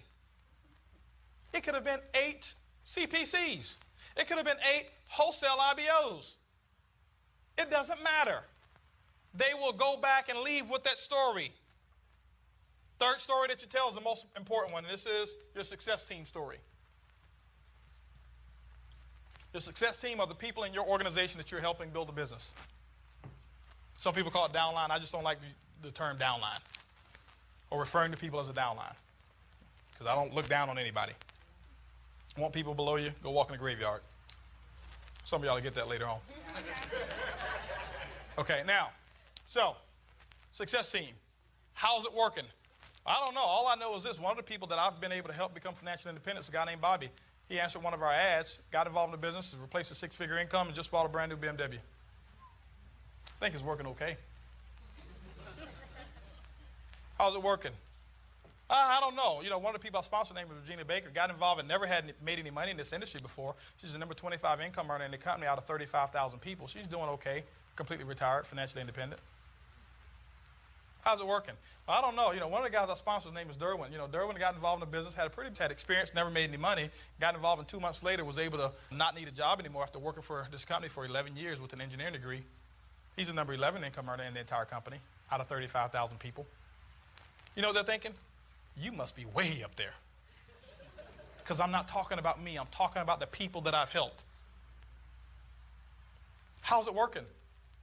Oh, it's working pretty good. How many of you went to college and never ever went to class? Why did all the hands go down? Only people who can do, maybe somebody like Willie can do that. I mean, this guy, he finished college, I think, in 3 semesters. Yeah, but you had to go to class. Now, let me ask you a question. How many of you at least took 3 years to go to college? A minimum of 3 years. After 3 years, got a piece of paper that qualified you for an income that you're not satisfied with? Raise your hands. I got more hands that went up just then. Man, okay. Well, if that's the case, the reason that you went to college is because you needed to get equipped with the essential information and education to be able to perform at a certain level for your chosen field of endeavor. Am I correct? That's correct. Well, guess what? In network marketing, there's a system of education as well. The difference here is that the professors in network marketing make the income that you desire. How many of you would love to have the income that your professors made in your corporate America? Why do you think you've ended up making about the same amount as they've made? Because you've learned from them. Let me share something with you. The created cannot exceed what the creator has done. So if you're a disciple of somebody making $50,000 a year, they can't teach you how to make $51,000 a year, because if they could, they'd already be doing it. They may teach you, but they can't do it with any degree of authority. That's the important thing that I want you to understand about the educational system that we have in network marketing. Now, in our company here, guess what? The people that we put in front of the room in terms of trainers, at power trainings, at success seminars, at national events, do you think that these people make the money that you are looking to make? Well, why wouldn't you be there to learn from those people? That's what you want to understand. That's where the information is. What I have done is I've understood that there's a system that we have of events, and I already know because I have a game plan. I already know over the next 12 months, I already know, and I've already checked off in my calendar which months I'll be at which particular event or how much time I need to go to those events. And I've already predetermined and made a decision that I'll be at every single event. Why? Because let's just say there's one major event that we have a month. How many of you had to go to class more than once a month? Guess what? Most of your books cost more than what our functions are for one of your classes. That's not including the tuition that you paid for that particular class. And so this is what I've done. I've learned to build my business from event to event. I never look at my business for 12 months and say, what am I going to accomplish in 12 months? I look at my business for 12 months first, and then I look at the event schedule, and I work my business from event to event. Because the events is what keep people in the business. It's the lifeblood of the business. It's what I call where the juice and where the emotions come from. People make a decision to build this business on an emotional basis. It's never a logical decision. It's based off of emotion. And you cannot make an emotional decision if you're not impacted emotionally. How do you get impacted emotionally? By putting people around the events. When you've got a system, 300, 400, 500 people, and you have people to come across your stage and start telling their story and tell you where they were, how they were in the dumps, and how they had their car repossessed, or how they were living a substandard life, and because of this company, and because of this system, and because of the upline, and because of the help that they have, now they're making a 6-figure income. Now that they're completely out of debt. Now that they never have to work a job again. And if I can do it, you can do it too. Guess what? You get impacted emotionally, and you understand, man, there's social proof. There's somebody who's actually done it. I can identify with that person because I was just like them. But it happens at events. This Saturday training, this is not what I call an event. This is good stuff. But I'm talking one of the major deals that we have. And so what it is this, guys. You have to learn the art of allowing people to get themselves in an atmosphere that's going to be conducive for success. I am fanatical when it comes to events. Some people think I'm too fanatical. Some people think that we over-promote for events. But it's only the people who don't make the income per year that we make per month. And I'm not trying to be arrogant about it, but listen, if I agree with you, I'd have your income. If you agree with me, you have mine. And so I had to learn who should I agree with. And it wasn't me. I didn't agree with myself because I didn't have the income that I want. I started agreeing with the people who were making the money that I wanted to make. And from that point on, I made a decision. Every time an event comes around, if I'm qualified for it, I'll be there.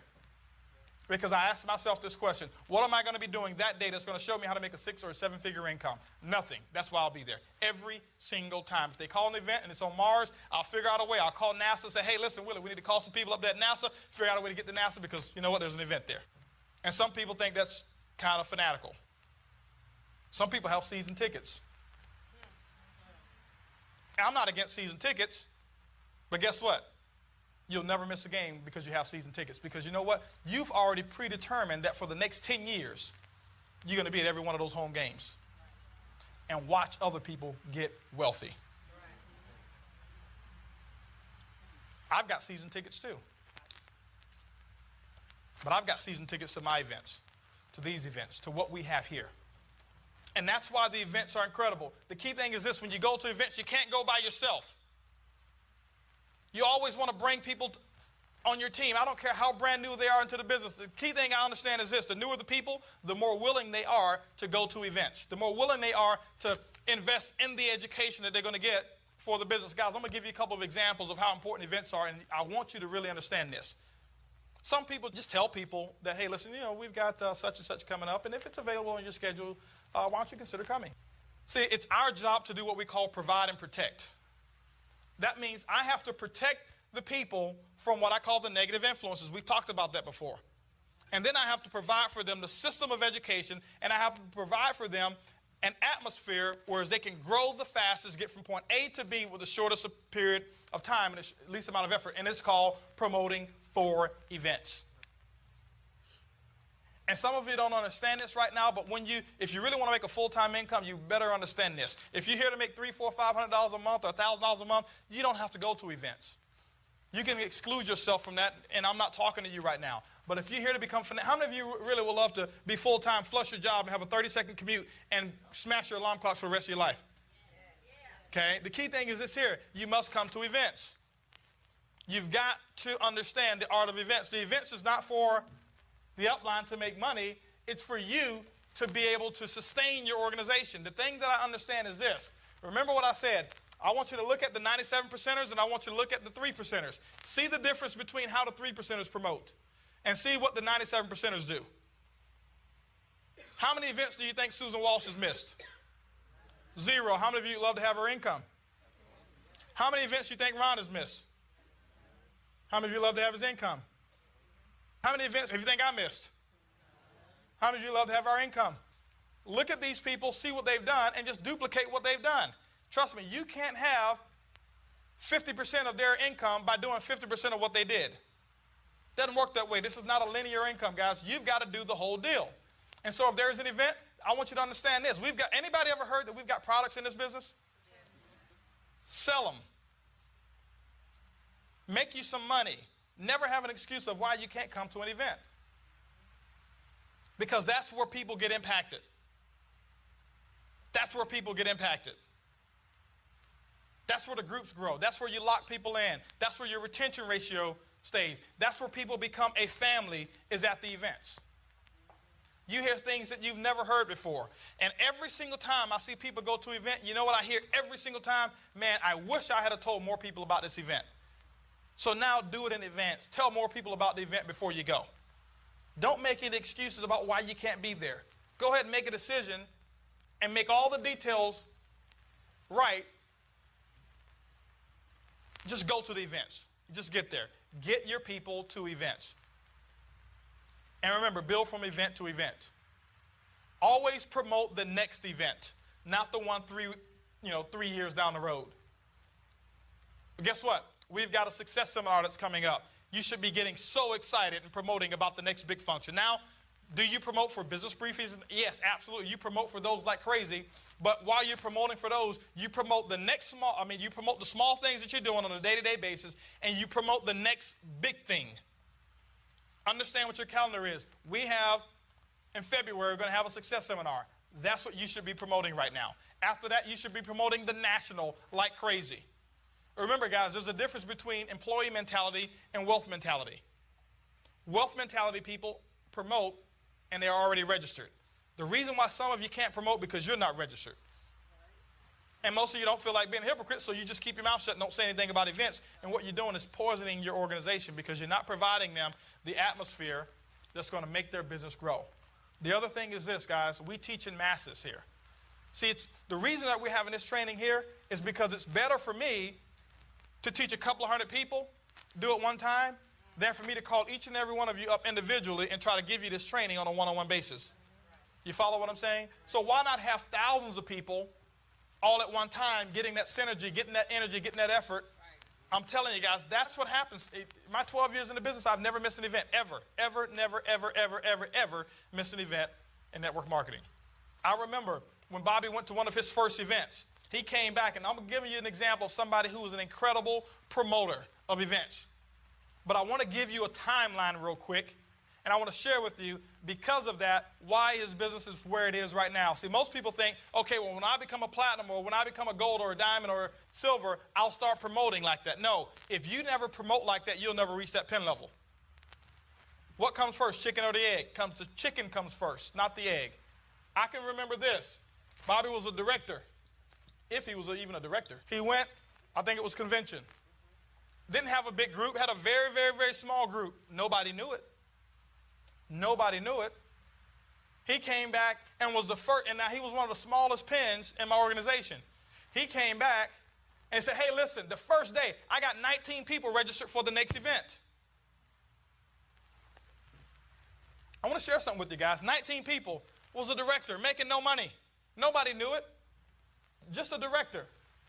But guess what? Those 19 people went. Those 19 people understood the importance of registering early. And now they picked up a habit of registering early. They picked up the habit and the spirit of how to promote and how to get to events. And so they started promoting. How many people did you end up with at that event? 27. He ended up with 27 people. He probably had somewhere about 40, 50 people in his group. How many people did you have in your group? So, about 75 people. So he had 75. So he had, what, 33% of his group that was at an event. Now, this is what happened. He had 27 people there. Those people came, they got fired up, they got juiced up, they got so excited. He called up, I'll never forget, he called up one of the guys over in California last minute, said, hey, you need to be here in Florida. You need to be here. If you're real serious about making a six-figure income and having a lifestyle that you're talking about, you need to be here. He got that person to come, and then that person, that was Joe, and then Joe got Mark to come. Mark had just gotten the business, paid a lot for his plane ticket because it was less than 7 days before he booked it, went to convention. Let me share what happened. Because those two people came. The 27 people came as well, but 2 of the 27 were from California. They understood the importance of events. The first event that they've ever hosted was the power training that Bobby and Regina just did, and they had 114 people at their first power training. Guys, do you understand the power of that? Do you think he's the #1 silver-headed gold right now because he learned this? Or do you think that he learned this because he's the #1 silver-headed gold? It's because he learned this, and he did this is why his income is where it is. Let me give you something even bigger. His group in California have over 40% of the people in their entire group plugged into functions. Over 40%. They don't understand anything else but to promote for an event. Look at every category, even the rookies. They understand how to promote for events. People, now guess what? Just got a call last night. Thursday, they had 95 people at their business briefing with no guest speaker there. Over 30 plus guests that were there. He taught them how to promote for events. Bigger one. We just had a series of power trainings. And in those power trainings, there were around 1,000 people. Over 1,000 people that we had at power trainings around the country. 21 different power trainings. 20% of the people who were at power trainings in the entire company came from his organization.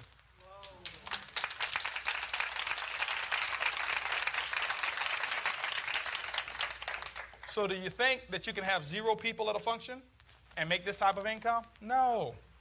No. Guys, and I told Bobby this, guys, let me share something with you. When you get to the income levels or the pen levels of where we are, I believe that it's going to be bigger. I believe it's going to be better. I believe that you'll make more money than we did. When I was a silver, guess what? I was a silver, and I can remember doing bronze volume. I was a silver, but not qualified as a silver that month. I was qualified only as a bronze that month. We had a power training. Text came down, and we had 40-something people there. I only had 21 people of them. 21 of those 40-something people were in my group. I was a silver. 21 people. Silver here, over 200 people in Israel organization. Now, we made a decision that we were ready to build.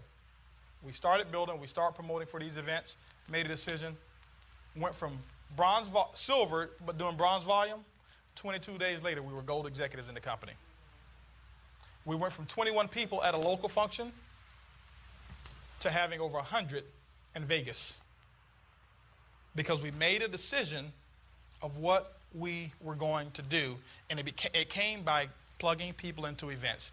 The thing I understand is this: after every major event that we have, our income goes up. People are excited. People are fired up. Promote the system, edify the upline. Promote the system, edify the upline. If you're going to make it in this business, it's because you have learned the art of becoming an incredible promoter, and you've learned the art of edification. The events is the lifeline of your business. Get excited about the events. Don't make decisions late. Do what successful people do. They make decisions, and then they make those decisions the right decision.